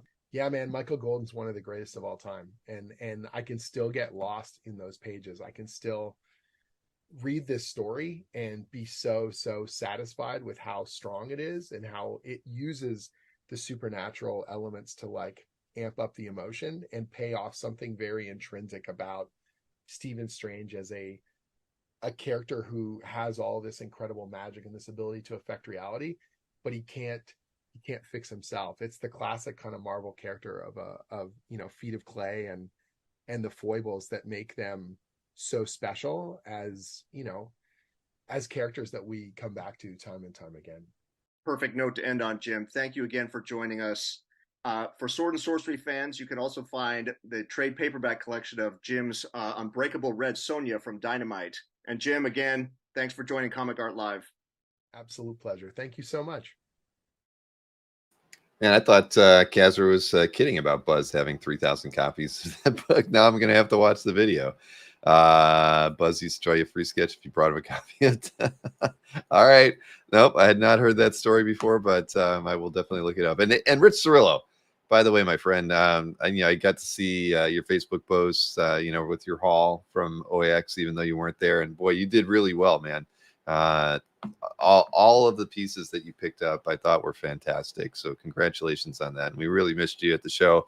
You shoot me an email, and there's something I want to send your way. So I'd like to take care of you. I got something for you. But moving right along, I'm going to have to watch that video that Casper linked in there now. I'm very curious to see how he has 3,000 copies, and if he really kept them. Has he kept them or has he donated them?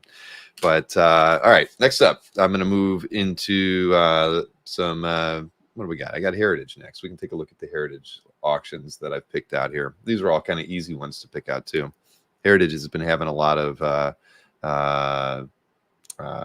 good sets coming up in their weekly auction. So Mr. Snork, if you're out there, you can come in anytime you want. He's probably having a beer right now, but you can drink that while he's on camera if he likes. So there he is. Hey, Chris. Sorry, I didn't segue you or give you any direction before the show. Caught me off guard. I got to turn my Bluetooth on.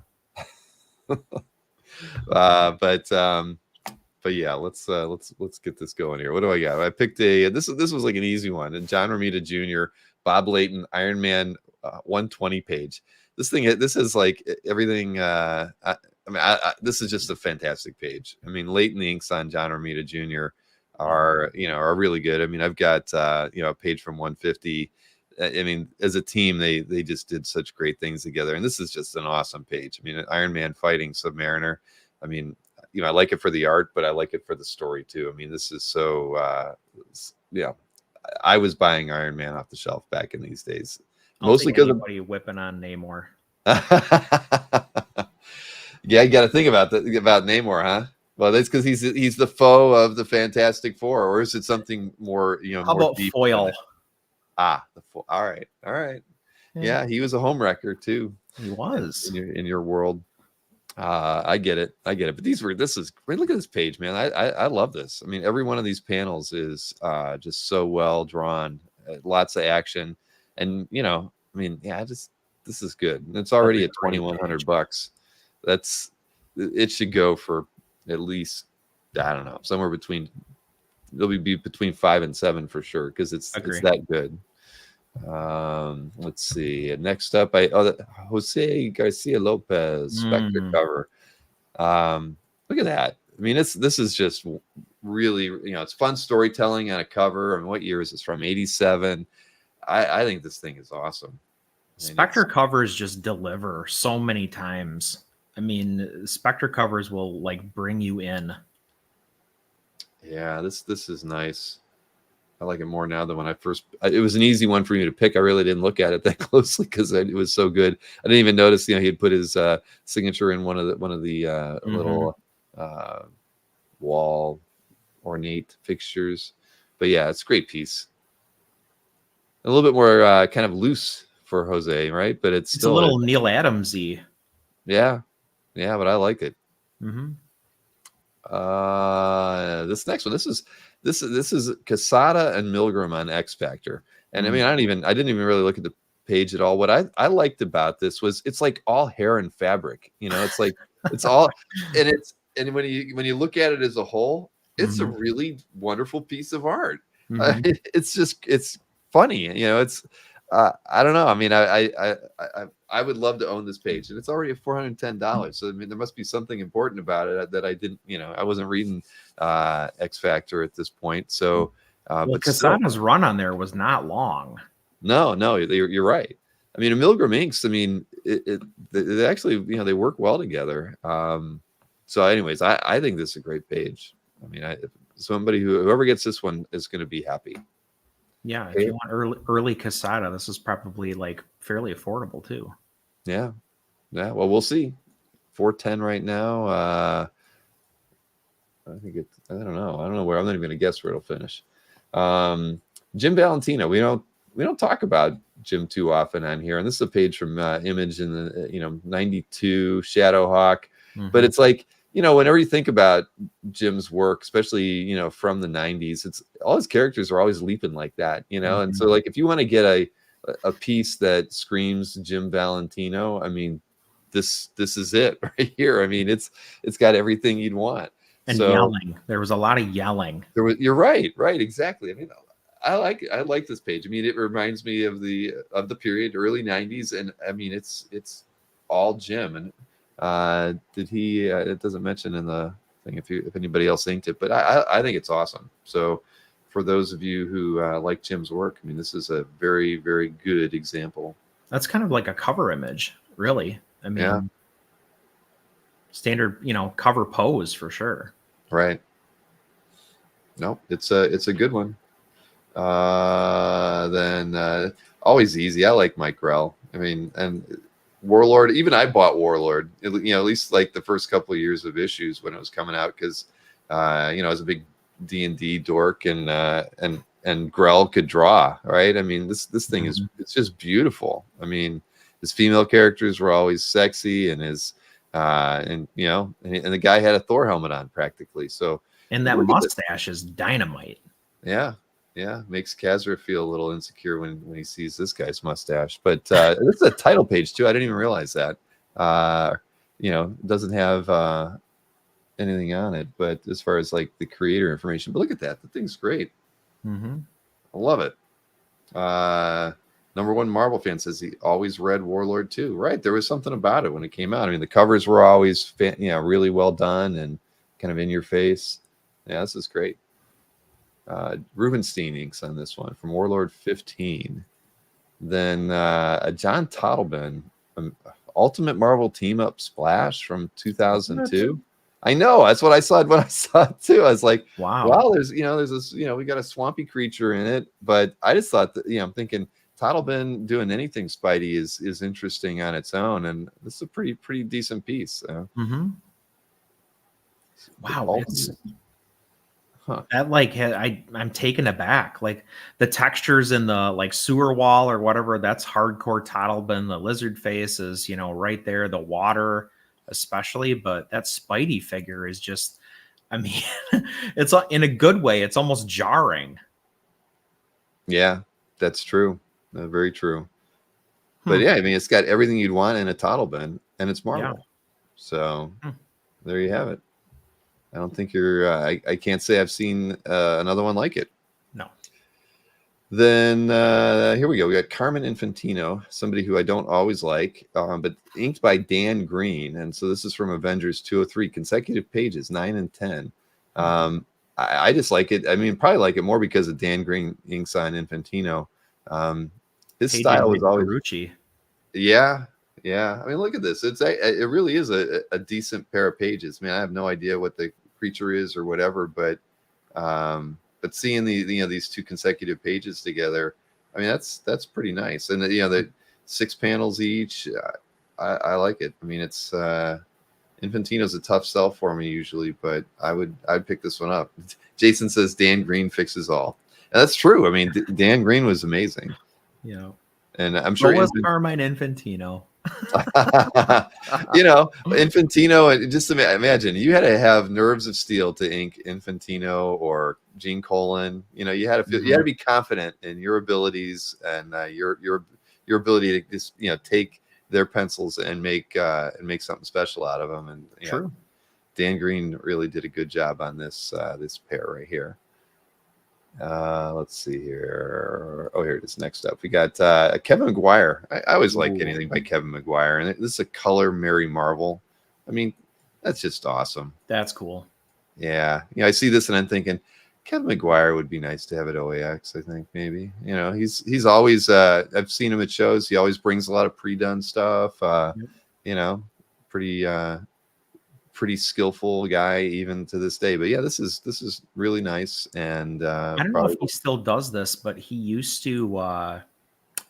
One year at C2E2, he took a list, like he wasn't at his table, but all you had to do was write down the character and a facial expression. So, or an emotion or whatever. Okay. So all he did was he did one for my brother. He did a Blue Beetle for my brother that was amazing. And my brother wrote Blue Beetle and then Ted Cord in parentheses and then wrote Wahaha on it. So he comes back. We come back a few hours later, full color bust of Tad, and he's laughing his balls off. It was amazing. That's awesome. Yeah.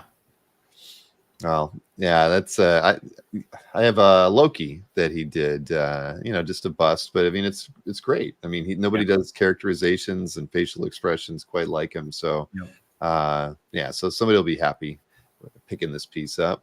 Then I mentioned this earlier. There was an Alex Toth piece that I had picked. You know, you don't usually get Batman in these Toth sketch pieces, so I thought this one was nice. You know, you get three images of Batman on it. I'm sure this is probably like a 6x9 or maybe even slightly smaller piece of paper, but again, you getting Batman. That's for the win right here. Mm-hmm. And you know, $62. They don't go for a lot. I mean, I'd be surprised if this went over like $350. So nice to have. And then a Darwin Cook. You know, he did do one or two issues of Witchblade, and so that's what this is from. And I it's like, well, you know, we don't get to see Darwin Cook art too often for sale.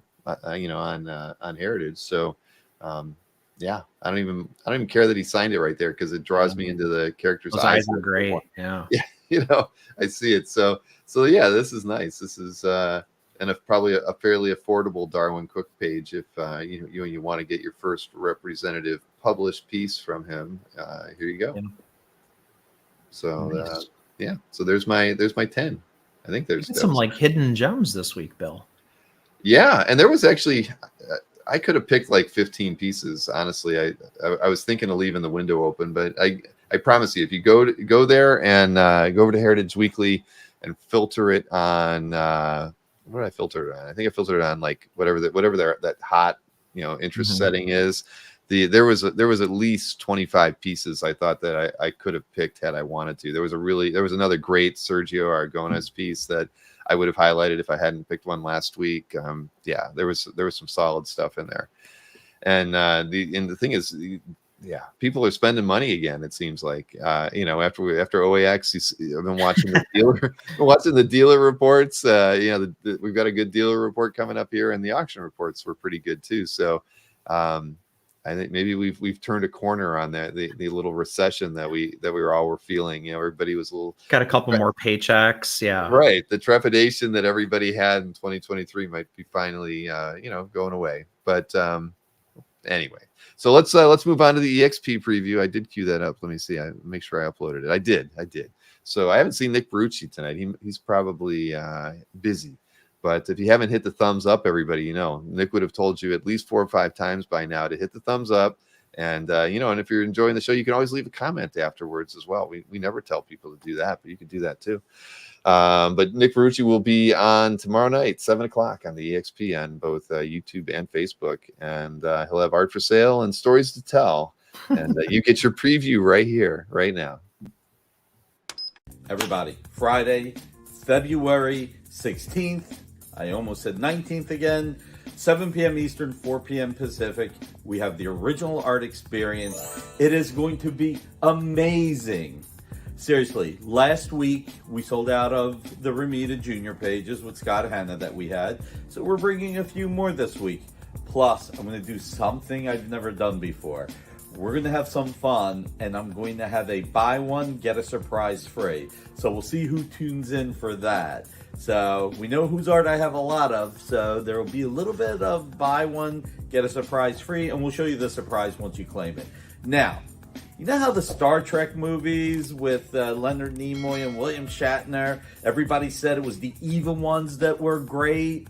So, search for Spock, Wrath of Khan. It's amazing how little Khan was in that, by the way. All right, so we've got 4, 6, 8. Who do we appreciate? All even numbers. Page 4, page 6, page 8, page 10, page 14, page 16 of Amazing Spider-Man number 40 Gang War. And you gotta love these pages. They're fantastic. But it's JRJR. Then we have a Jay Lee Thundercats number 4 cover up for sale. And we're about to get into more Jay Lee. We got a little Don Perlin Defenders action. We've got a Keith Pollard Fantastic Four. Now, these are the commissions that Jay did last time he appeared on the air. We've got Mike Asbill's X-Men number 1.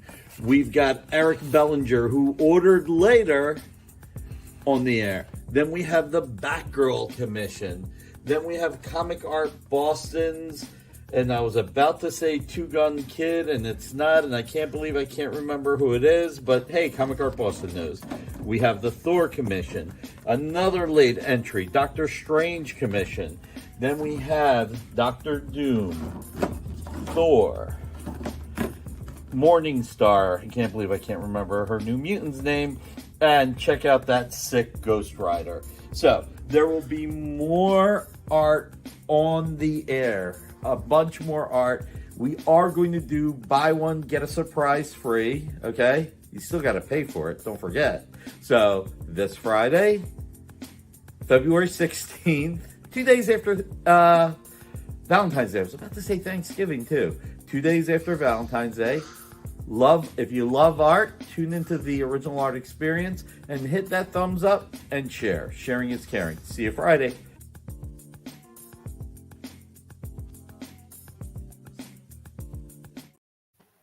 See you tomorrow, everybody. Nice Jay Lee stuff there. Yeah, he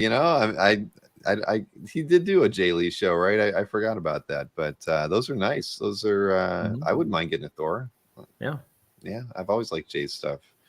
And he's on the con circuit. I saw him at MegaCon. I don't know if he was busy or not, but I did actually see him there. All right, so let me go ahead and we can dive into the CAF update.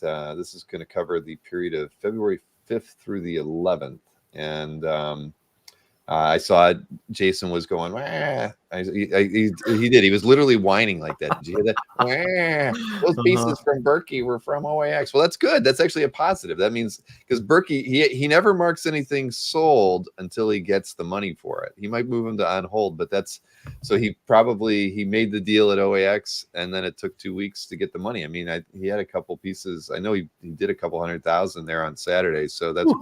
If we could all only be so lucky, but it probably took him 2 weeks to complete the deal. So what do we got? Dealers had 415,000 this week, which is actually down from 462,000 the week before. But Berkey did have 250,000 in sales. Albert had 67. That might be from Angoulême. Will had 4 sales, almost $34,000. Anthony had 27,000 in sales, leading the charge in volume as always with 51 sales from last week.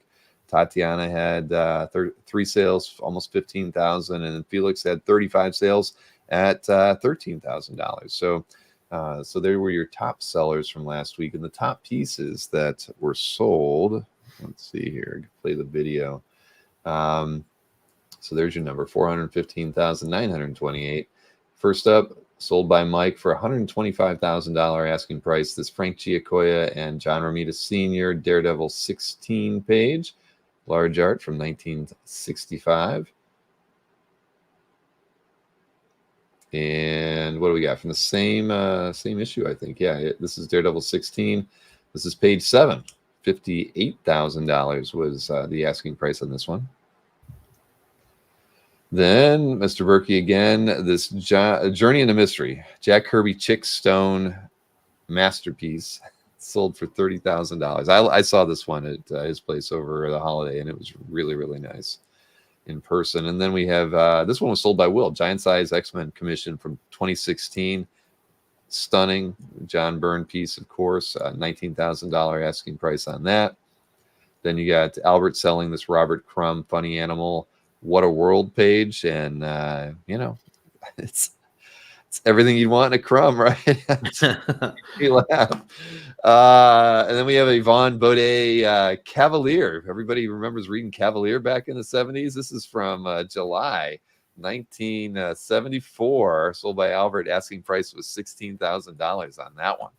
Yeah, that's what made Cavalier special back then. But yeah, awesome.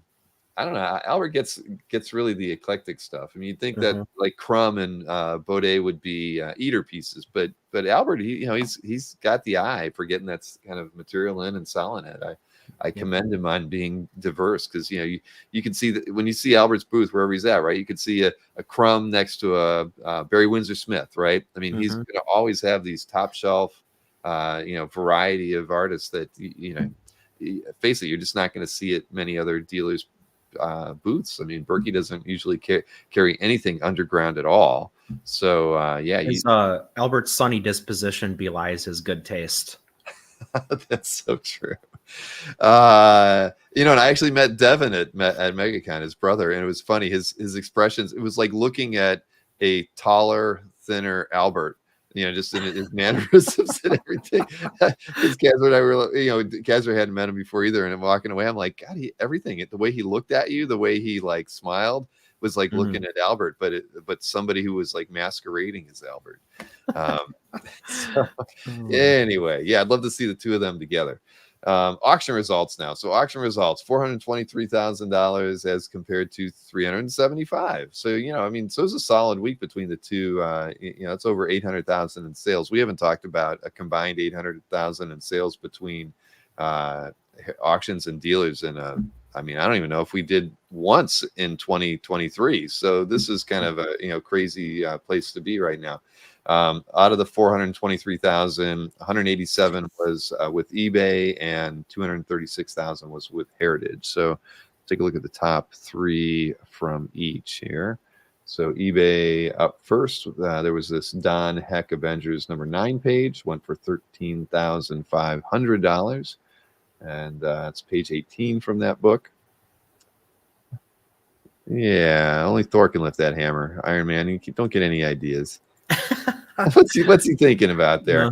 Then we got a Jeff Easley Dragonlance piece. I mean, anything TSR related is always going to go high. This one for $4,832. It's a beautiful Easley piece. I'm sure it looks fantastic in person. And then you have a John Romita Sr. cap page that let's see, what was it? Issue 139 went for $4,200 on eBay. And then the three Heritage pieces. First up, Ernie Chan's covered a JLA 124, went for $24,000. Classic period. Yeah, it is. I mean, it's really nice. And then this was one of the pieces we looked at, I think, last week. This Hal Foster, even with the water damage, it's still a pretty fantastic piece. This one for $15,600. It's from 1943. And then this Venom Lethal Protector page by Bagley and Milgram went for $13,200. So shows the staying power of Bagley art. And I think that the thing that Leighton was mentioning earlier about Clan McDonald doing a sale, I think there was supposed to be like Bagley, Leighton, John Romita Jr. I don't know. They have some big sale going on tomorrow night with a bunch of stuff that they market for Spencer, I believe. So, those are interesting. On Facebook, so. The thing is, I'll be honest. I mean, I've tried to follow what they do on Clan McDonald. It just doesn't. It's not cohesive to me. Like when they'll post stuff in like the chat and be like, first one claims it, and they but everything's in the chat. I mean, or in a thread in Facebook. I mean, I literally don't understand the structure for how they do some of their sale shows.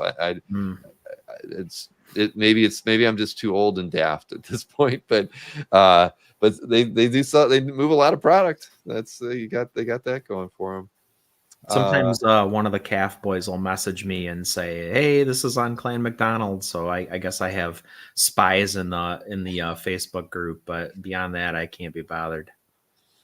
Yep, exactly. I actually set myself to get a reminder when their show goes on, and they talk a lot at the beginning of the show, and so I listened to like the first 5 minutes and I turned it off because they haven't gotten to anything interesting yet. So and they have like a very long intro that they play. You know, it's like I don't know. When I start doing 2-minute intro videos to get everybody into the room, that's when we've got a problem around here at the exactly.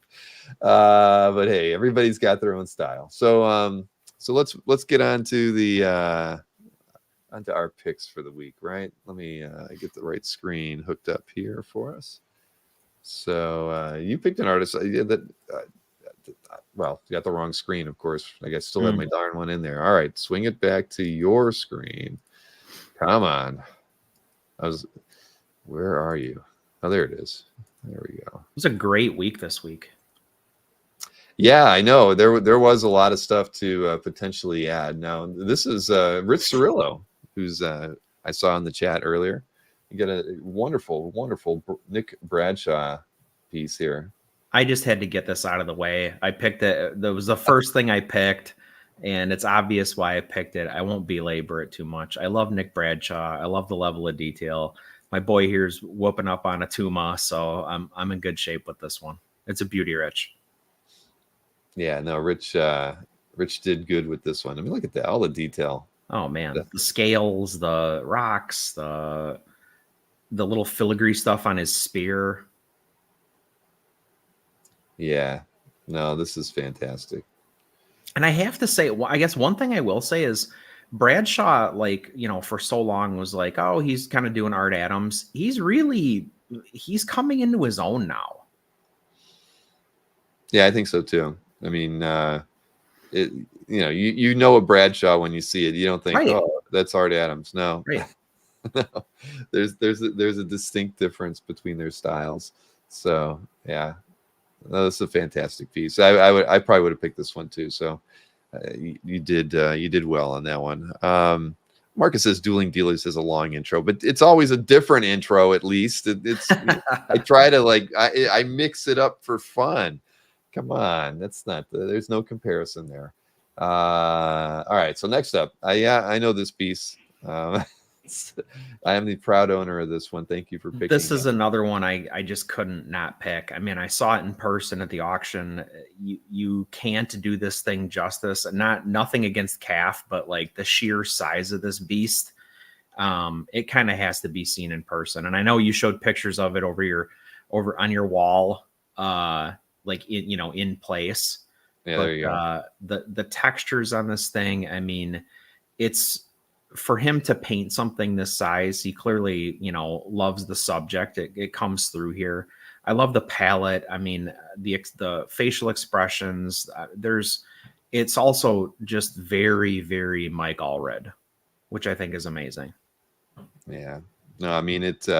When we had this at the house before OAX, I really wanted it, and I had moved it into Gwen's room, and her room has like a light lavender kind of paint on the wall, and it was like perfect. I was like, shoot, man, this really should be here, but it couldn't be in a room because it's 4 feet tall.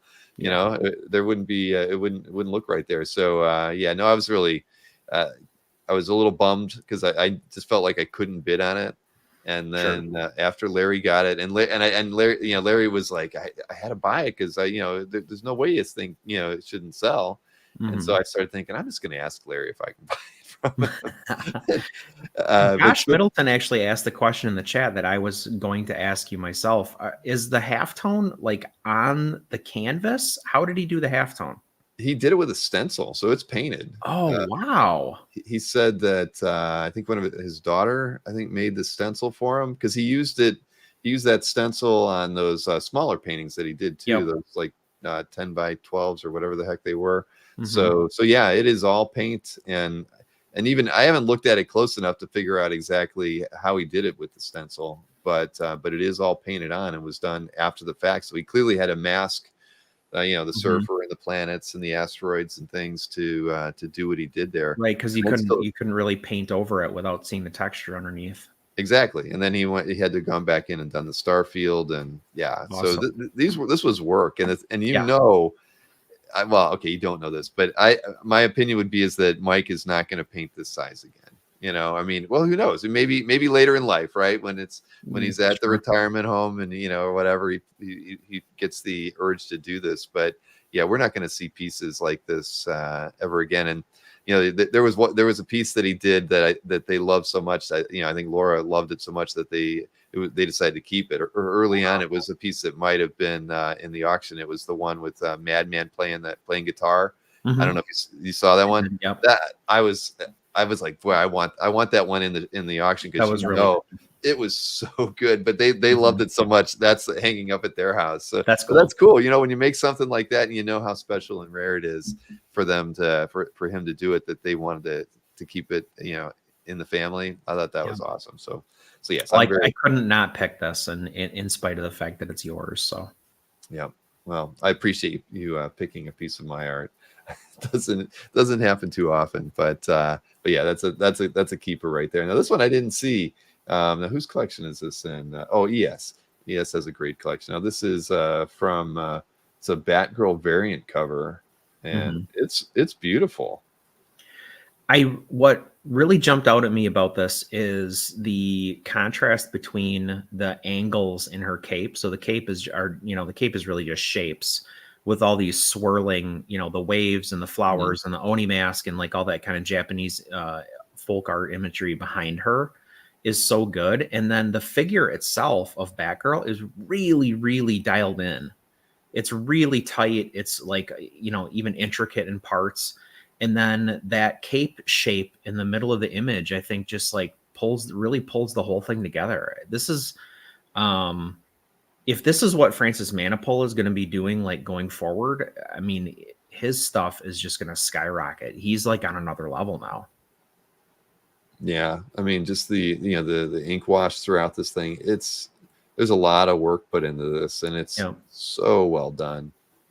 I mean, he's so confident in his technique here. There's like no mistakes. I mean, no, and I just think graphically, it's so strong. Oh yeah. No, this is I'm going to go back and just look at it this way. There we go. Yeah, that's fantastic. Well, ES has a good eye. I mean, you can spend some time in their calf gallery. They definitely have a lot of nice stuff. But yeah, this is a beautiful piece. And I didn't see it there, but like you said, there was a lot of good stuff posted to the calf. So much. Now this, I saw this one, and choose your own adventure. I mean, I wanted to actually have a sound effect for this one. Hiya. So this is not about the art. This is about the memes that have come from the art. So this is actually one of my favorite memes. I don't care about this cover. No slight to Mr. Mattingly or the owner, but if you click on the first additional image, this is one of my favorite memes.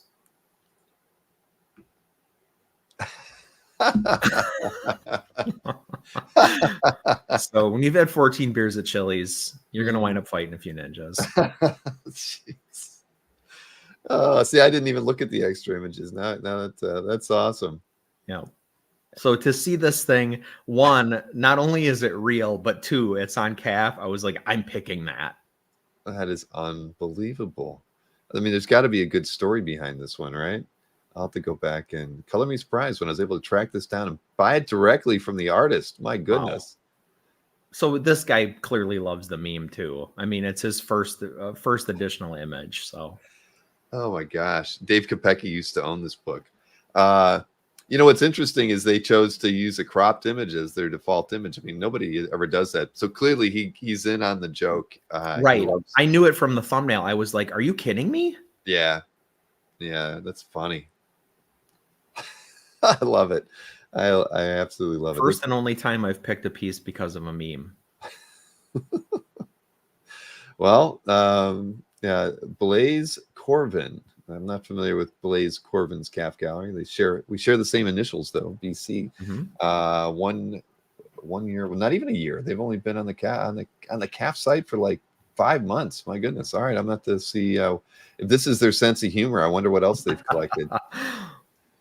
Let's see, but they have a whole folder for fantasy sci-fi book covers, so that already intrigues me. I'll have to check it out after. Maybe it's the equivalent of the Aquabong for them or something. Clearly. Yeah. Oh man. All right. So let's see. We got Void Rivals. This is in who's Cap Gallery? Jason G. All right, that's good. And the artist on this one, Ryan Berry. So I wasn't familiar with Ryan, but the thumbnail really jumps out at you. And then when you dive into it, like the level of detail on this is like shocking and awesome. I love when somebody can draw technical stuff like this, and just get really like noodly and wild with it. Like all the interstitial pieces between like the armor plates are just, kind of a doodle fest really in a way, but it's all really techie looking. And like, I love this kind of stuff. So I had to pick this. Yeah, no, it's really well done. I mean, that's the thing. I'm looking at the same stuff. I mean, all that, the intricate, machinery in between the plates. Yeah, mesh and wires and but it all looks like it belongs right where it should. Be. That's great. But now I'm just not very familiar with Ryan Berry's artwork though. Was this so it was a variant cover? Okay. And Void Rivals is, I guess, the kind of the nesting or the spawning ground for the new Transformers book. So that might supposed to be Starscream. Maybe that's supposed to be Starscream. But anyway, I love this. Interesting. Kaz was giving me a hard time. I didn't hit the like button on the Choose Your Own Adventure. Ooh. All right. I've taken care of that. Got audited. Yes. Oh, it's Jetfire. Thanks, Derek. Oh, Jetfire. I just saw wings and red and thought, is that supposed to be Starscream? If it was off model, but yeah. Everybody knows it's Jetfire. All right. One of my buddies had Jetfire. That thing was massive back in the day and heavy. I don't know how little kids played with him. It was like this big. Well, that's huge. Let's see here. Now this is Andrea F's Calf Gallery and Dylan Dog piece. It's creepy as can be, man. Yeah, it's really dark and creepy. And I think the reason that I like this so much is obviously the inking technique is incredible, but I like how there's like this literal descent into darkness. And like the deeper you get, kind of like the gnarlier the tentacles get. So like from a storytelling perspective, I think this is a really cool page. And it works in spite of its like quote unquote sequential. It's one image really, right? Mm-hmm. And I kind of, this is one instance where I wish we had like dialogue or something on the page to tell us like, well, it would be in Italian, so we wouldn't be able to read it anyway. But yeah, I mean, dark and like, this is a haunting image. Like it's kind of gross in a lot of ways, but that kind of 1, 2, 3 and like darkening the panels and like going into shadow, I think it works really well. I agree. I mean, it's intriguing the inking style as the further it goes down, because it almost, those tentacles in the last panel almost look like they're pasted on. So just their style in this piece is really really interesting. And so much texture. Yeah. No, this is a really. I still have not read Dylan Dog at all. And every time I see a piece of art like this, it reminds me that I should try to pick up some copies just to see what this whole thing's all about. It's got to be good. I mean, the art's great. So I had a bunch of those digest format ones that Dark Horse did back in the day, so it left an impression on me back then. Right when they were doing Nathan Never and Dylan Dog, and I think there was one other one that they did, and it was right kind of around the same time they were doing Lone Wolf and Cub. Those thick digest formats. I think he told me that to pick up the Dark Horse trades. They're translated at least, which is nice. Yeah. No, all right. I wrote it down, Dark Horse again, so we'll try to remember to pick up a few of these. But no, this is a really nice piece. And Andrea F, a longtime member of CAF, 16 years, everybody. All right, now. This was your fill-in piece, because we had a piece that got taken off CAF. So we got I was so sad because that was really cool. It was a Star Wars illustrator doing like non-Star Wars movie illustrations. But anyway, this I wanted this actually to be my number 11 anyway, so in a way it was fortuitous, but I love this image. I remember this cover from like kind of the early Cyberforce days. This is like, pretty early David Finch. It's, it's super 90s obviously, which is awesome to me, but the like positioning the figures, like the pose on the main character, I think is like, speaks to me because like, people shooting guns is something I love in comics, and this is just like, it's kind of a nostalgia pick, but I really love this art too. No, it's slick. It's I mean, I can't really say there's really any halftones in it. It's just nice to, it's just solid and confident, and the composition is fantastic. Yeah, it's busy, but everything was busy back then, so you kind of Mhm. have to excuse it. But yeah, so yeah, the inker was Jason Gorder, who I only remember from like those days. I don't know if Jason Gorder like got out of the business or went into something else or what, but that's a name I kind of only remember from that period. Okay. Well, it's a fantastic piece. So I'm glad we lost that one, so we could see this one. Now Yeah. who's Calf? Ross B. All right. Now next up, Lance Suarez. Man, Travis is clearly chained up in this man's basement. He definitely is. I don't know. Like I just hope he's feeding him. Exactly. Keep his strength up because I think he's got some commissions to do. But yeah, this when you look at this, it's still you have to marvel at his technique, because I don't know how he gets tones like he does. I mean, it's just phenomenal. I mean, he's a master. The fine motor skill that's involved in this, and like the patience and the layering of the graphite, and I mean just all that stuff is so next level. And this is older. I would say this is a little bit older, but it's not like what he's doing today, but it's also not like quote unquote Wildcats era Travis. But man alive, this is just, it's a technical spectacle. Yeah, it is. I like the lighting on here, on his hip. It's just, it's just a great piece, and it does, it does look like his older style. Does it? Well, Marcus would know. Marcus. It looks older to me. You can tell. But either way, even the lettering looks, older. Yeah. But no, I mean, it's everything you love about Travis's work, though. I mean, it's fantastic without ink. Right. Man. Well, Lance scores again. I wonder how many pieces by Travis he has in his collection. One of these days, he must be challenging Eric De Los Santos on the 100 Art Adams. He's got to be close to his 100th Travis piece by now. He's the Eric De Los Santos of Travis. Yes. Yeah. Chuck Arnold says airbrush with a pencil. Don't get Marcus going on airbrushing. I'm sorry, airbrushing, Marcus. All right, what do we got here? Two more to go. We got see, here you go. You got a Jim Aparo Spectre cover, and we had Mr. Finn on earlier, but I mean, look at this thing. This one is just so cool. I mean, it's incredible. It's crazy, perspective with the hand and everything. The lighting. And the light, you're right. The lighting, everything about this thing is odd, but it works so damn well. And I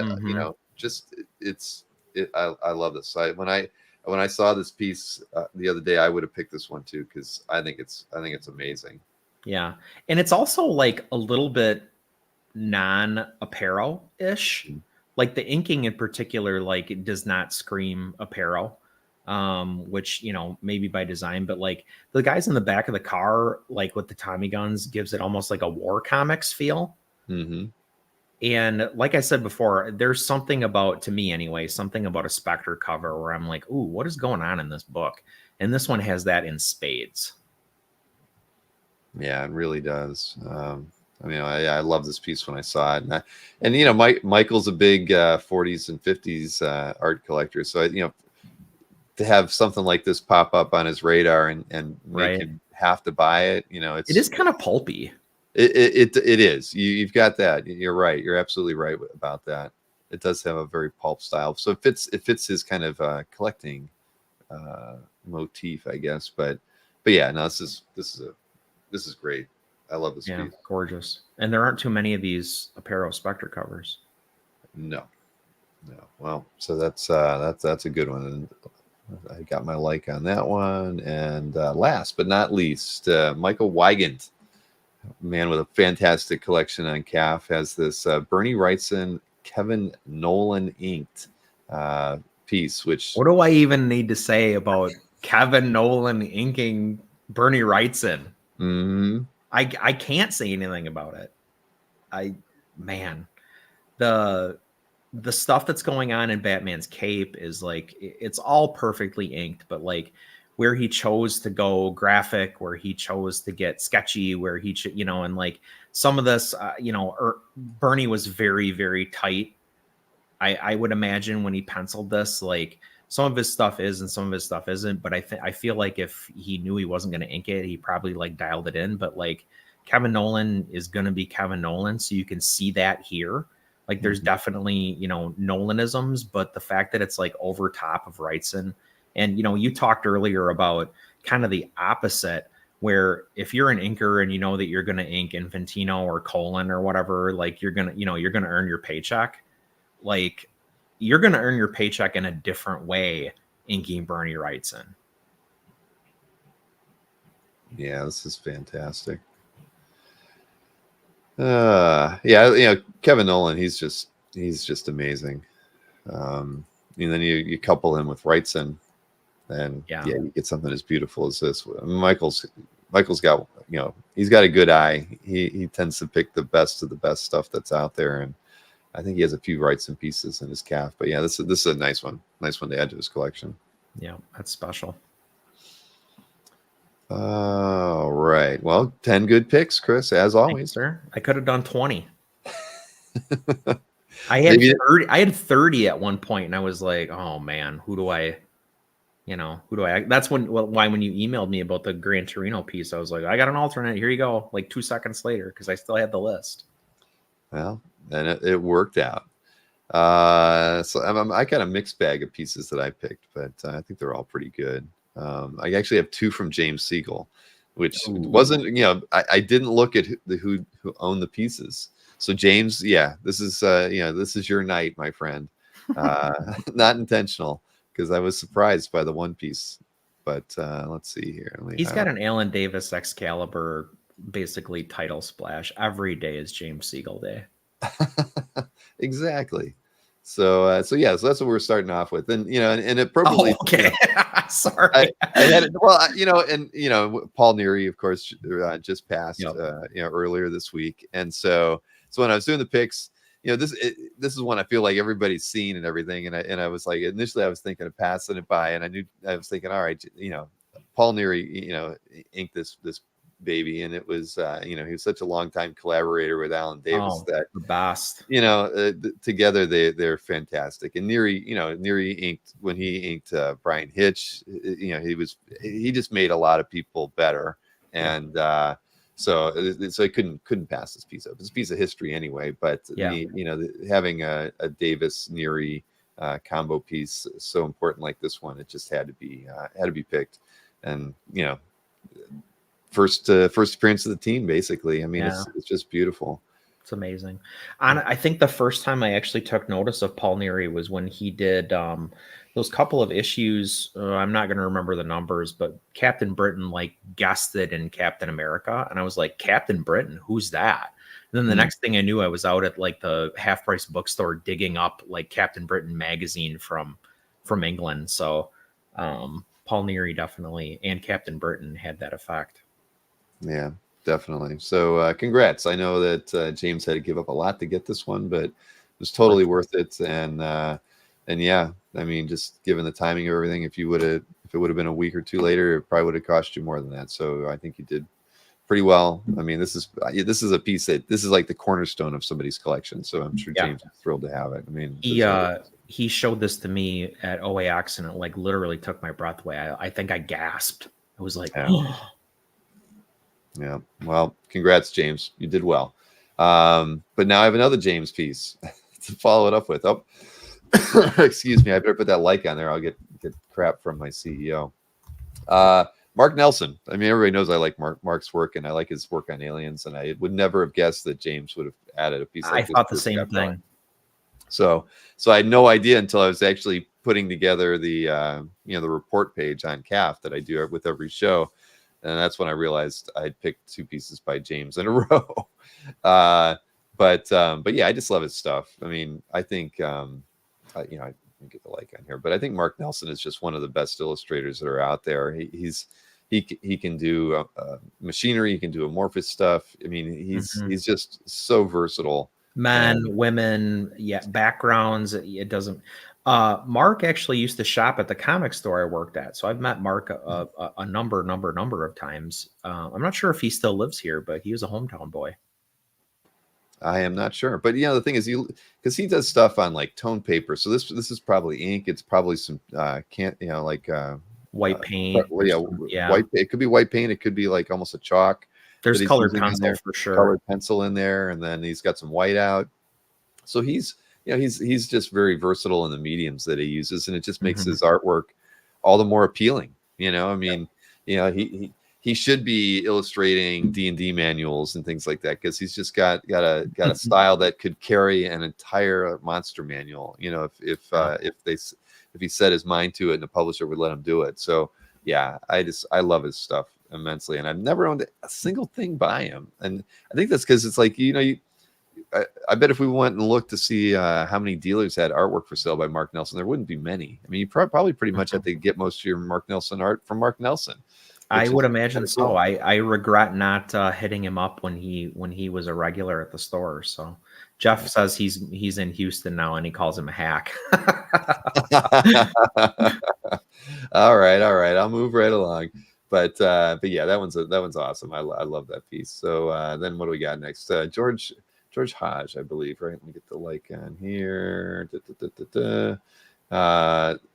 don't know. I really, this Cosmic Ghost Rider. I've actually never read anything with Cosmic Ghost Rider in there. I'm sorry, Rob, to say that, but I like this illustration a lot. I mean, because there's this something.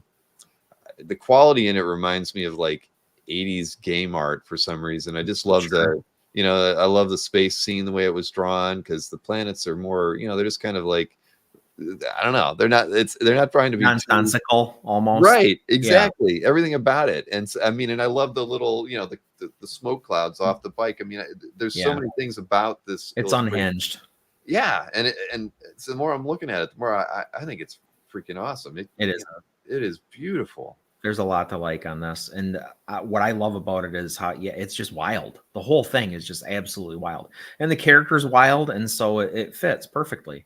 Like the more over the top you can go, I think, with a Cosmic Ghost Rider illustration, the more you're serving the character. Mm-hmm. Yeah, and it's so tight too. There's nothing left to the imagination. Every rock is drawn. He's so this is great. Really, really nice. So George, great pickup here. This one, Stuart Immonen. I don't pick this stuff too often, but this thing is I'm looking at it now, it just blows my mind how beautiful this thing is. I mean, impeccable. The figure of Spidey, crossing all the panels of this page, basically. Just I mean, just that one image of Spidey, the way he's drawn him, it was so beautiful. I had to pick this piece. And I think the rest of the page is fantastic too. I mean, every aspect of this piece is perfect. I would have seen this one at OX. I would have been interested in buying it, and I don't even collect Spidey stuff.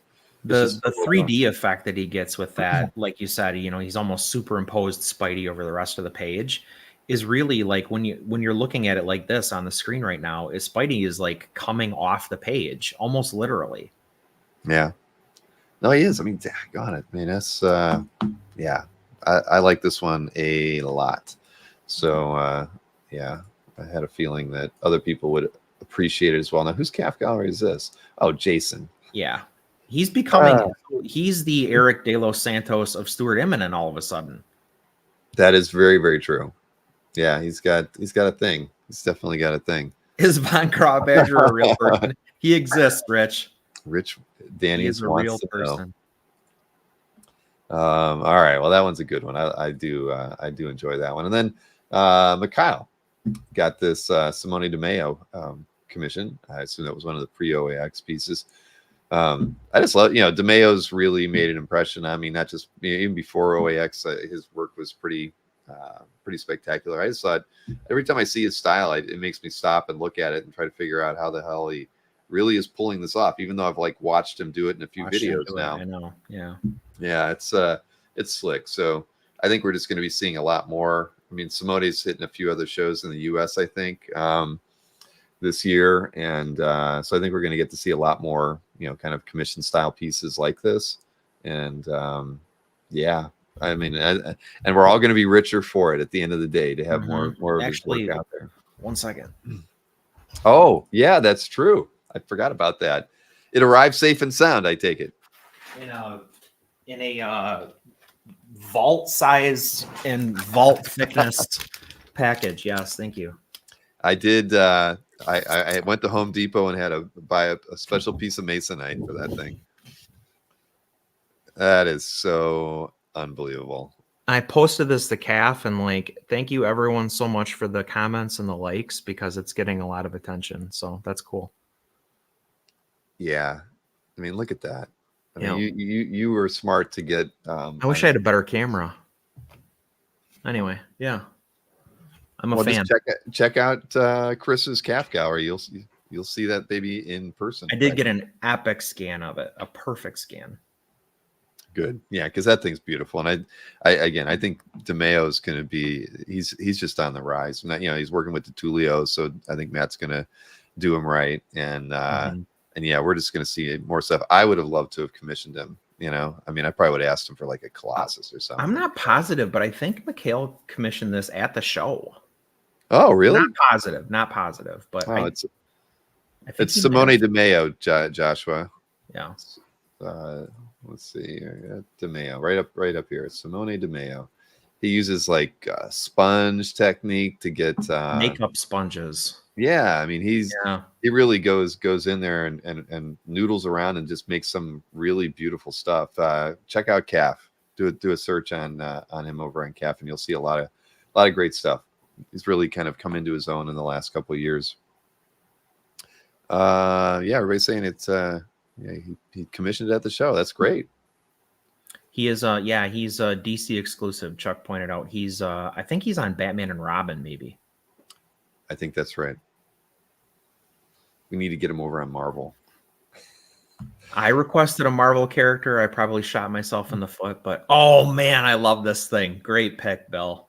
Yeah, I saw this on Dave W had it on his back wall at OAX, and there's a good story too if you read his description. And I think he has 6 or 7 or maybe even more pieces. He's the De Los Santos of Chris Stevens.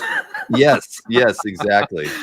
Somebody had to be right, but yeah, Dave's got a thing about this particular image of Hulk. He's had so many different artists redo it, but I mean, Chris Stevens just makes this his own. I mean, he could have just stuck with the emerald green colors, but then he throws that that orange on the side of his face, and it just makes this piece all the more special. So I just loved it, and it was cool to see it in person because I don't think I think I'd mentioned before OAX that I really hadn't seen a lot of Chris's color stuff in person, and it's as impressive as I had hoped it would be. Oh man, I was absolutely stunned when I saw those pieces in person, and you can't scan this thing and look at it on a computer screen and really do it justice because wow, these things are just gorgeous in person. Yeah, no, I agree. It's I know that Dave was very happy when I sent him the copy of the photo, so he put it up here too. But look at that. That thing is just it's really, really sweet. And then just seeing other pieces by Chris in person at the show, that was a treat. And he's in Florida too, so I don't know if he gets out to any other shows, but if he's ever at one of the smaller shows out here, I'll probably go and see if I can't get something from him That's the thing. I mean, for me, OAX was a huge coup because like he doesn't do shows, Bill, like ever really. That's what Felix said. I mean, yeah. But I'm gonna keep maybe what he might do like some Joe show. Who you never know. Maybe. There we have a few down here, but so maybe you're right. We were probably very lucky that he came to OAX. I hope he comes back next year. I'm gonna pre-con him hard. I don't blame you. I don't, because Felix really didn't take pre-con stuff from anybody. He didn't. He gave everybody a heads up though that Chris might do a few things, and he did. I saw him. He worked like a beaver all weekend. I mean, he was just madly coloring stuff and drawing stuff all weekend. So props to him. Well, Dave did well getting this one. Congrats. And again, gorgeous. You should check this out and read the little story at the bottom because he talks about like when he first got turned on to him by, when that old statue forum was one of the places that art collectors hung out at. So same. He's been you were there. So he's been a fan of Chris's for a very long time. Yeah, I need to update my Chris Stevens piece because mine is probably 18 years old at this point. Wow. Well, yeah, you need a new scan. Mm-hmm. So then I picked this one. Nick's the proud owner of this piece that he managed to pry from John Romita Jr.'s hands, and that's always a good story, right? When you can get a piece that you've coveted for a very long time, and it's done by senior and junior. I think this image has probably been reproduced as much as any other Spidey image out there. Yeah, it's so iconic, and so for Nick to be able to put this into his collection, I mean, what a story! At the end of the day, that's like a feel good, the thing. This is a field of dreams moment for Nick. So congrats for him for picking it out. I mean, I always thought it was awesome. I've seen the black and white image before, the rain hitting the back of Spidey's back. I mean, it's just really well done. And man, I don't know. I think people like more than maybe we realize. People gravitate to like spooky, creepy Spider-Man images. And I think that was part of the appeal, at least to me, of the black and white costume was that things were darker and like he looked darker. And like, this is a really dark image. Like the atmosphere is dark. The pose is dark. The scene itself is dark. There's rain, like all that kind of stuff. And I think when you kind of like, superimpose quote unquote Spidey into kind of more of a Batman milieu, I think people gravitate to that. I think that's one of the reasons that this really works. Yeah, I was trying to see if this was it was nicking, actually, razor cuts. I can't tell though. It is. It's got to be because of the way there's no way that's ink. No, so he's just scoring, and that's all. That's Romita Senior. That's his trademark. Stock and trade. Yeah, that's so cool. Yeah. This also shows us that sometimes the key in this hobby is persistence. Mm-hmm. Yeah, so true. But congrats, Nick. You did well with that one. I mean, you can retire from art collecting now. Hang it up, Nick. Let's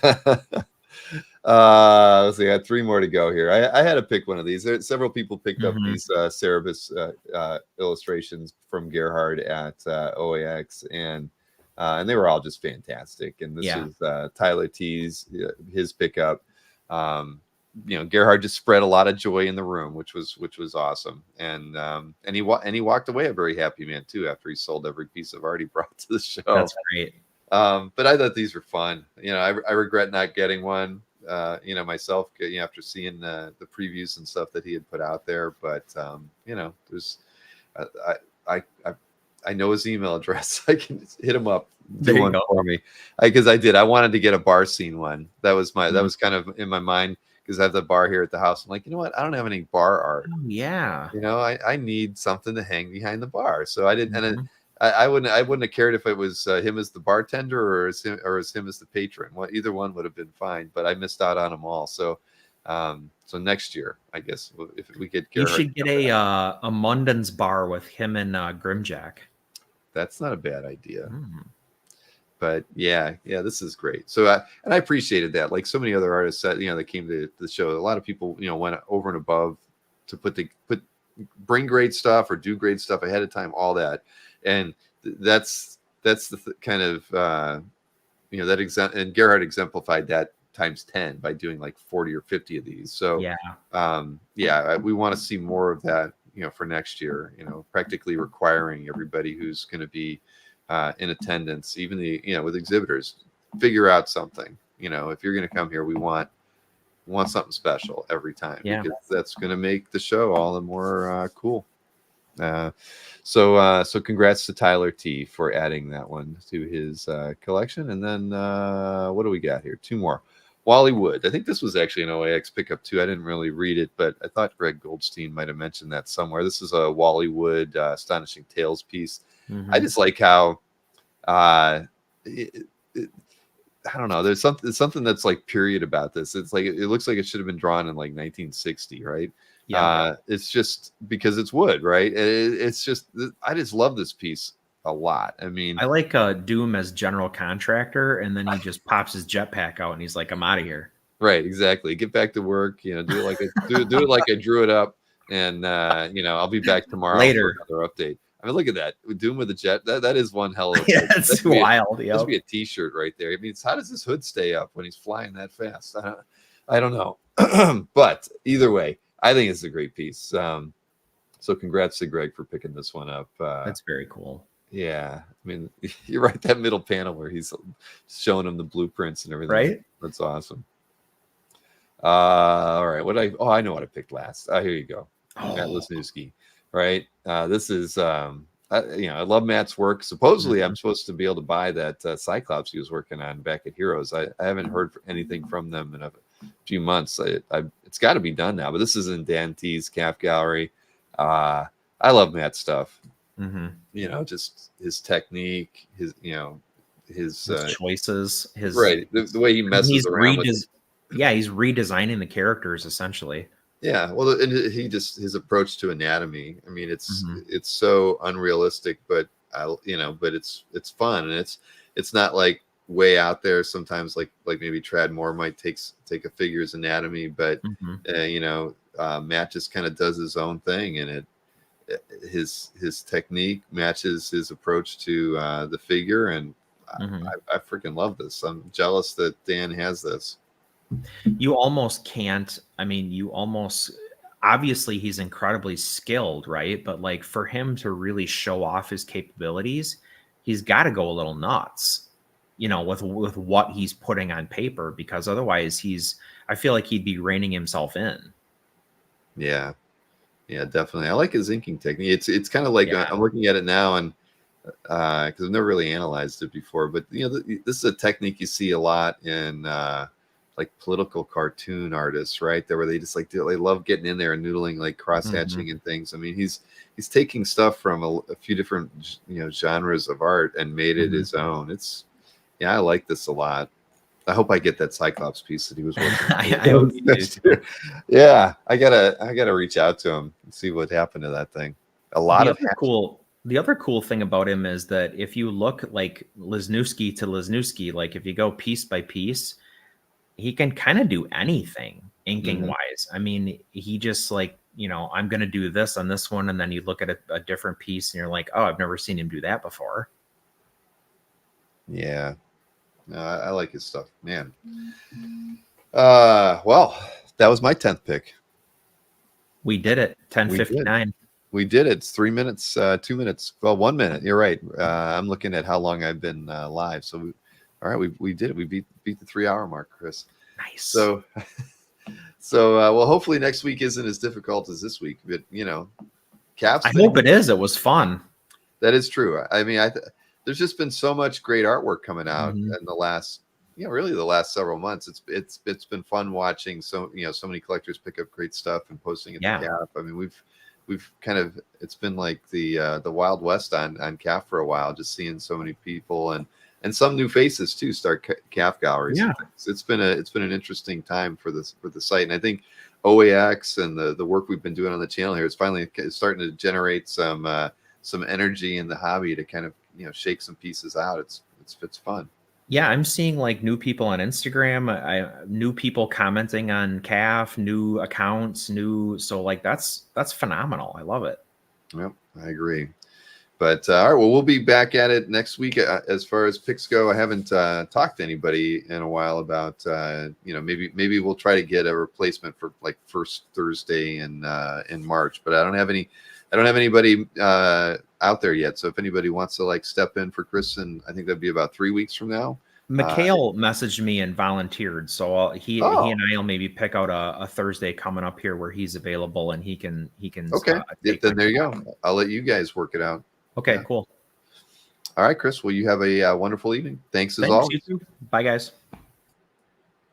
All right, everybody. We made it through to another conclusion here on the 183rd CAF update. So I appreciate you hanging out with me all this time. It was a lot of fun. I mean, I know we've talked about OAX an awful lot, and I think, of course, it's probably going to continue to come up here or there. But, I appreciate the fact that so many people, appreciated what went on there, and that we've been able to talk about it as much as we have. And trust me, it's helped us, Kazra and I, brainstorm on things for next year and just things that we know we can do better on. Because it's going to be an interesting year working up towards that, and with all the other things that we have coming up for all of you in the coming months with the app in Q2 and a few other things. I think are just going to be it's going to make for a really fun 12 months. I think our approach to the Comic Art Live show in May is going to be interesting. We have a lot of artists that are interested in starting those real-time checkout storefronts that we did with Vosberg and Isherwood and the Fish last time. So I think we're going to see more of that. There's just a lot of interesting things happening around CAF, and a lot of that has to do with Kazra coming on as CEO. So I really appreciate the partnership that we have formed here at CAF. It's opening a lot of possibilities for us, and you all get to be along for the ride with us on it. But thank you for hanging out with us tonight. And let's see, I've got tomorrow night off, but of course, remember, please, 2:00 this Saturday, not another Saturday, this Saturday at 2 p.m. Fred Hembeck and I will be chatting and selling some of his art and having a good time. I hope those of you who are available to come on and watch the show this weekend that you tune in. Fred's a lot of fun, and you got a tease of some of the artwork that he brought. It's all great, and I'm looking forward to hanging out with him again. So you guys have a wonderful night, and I hope to see you again on Saturday.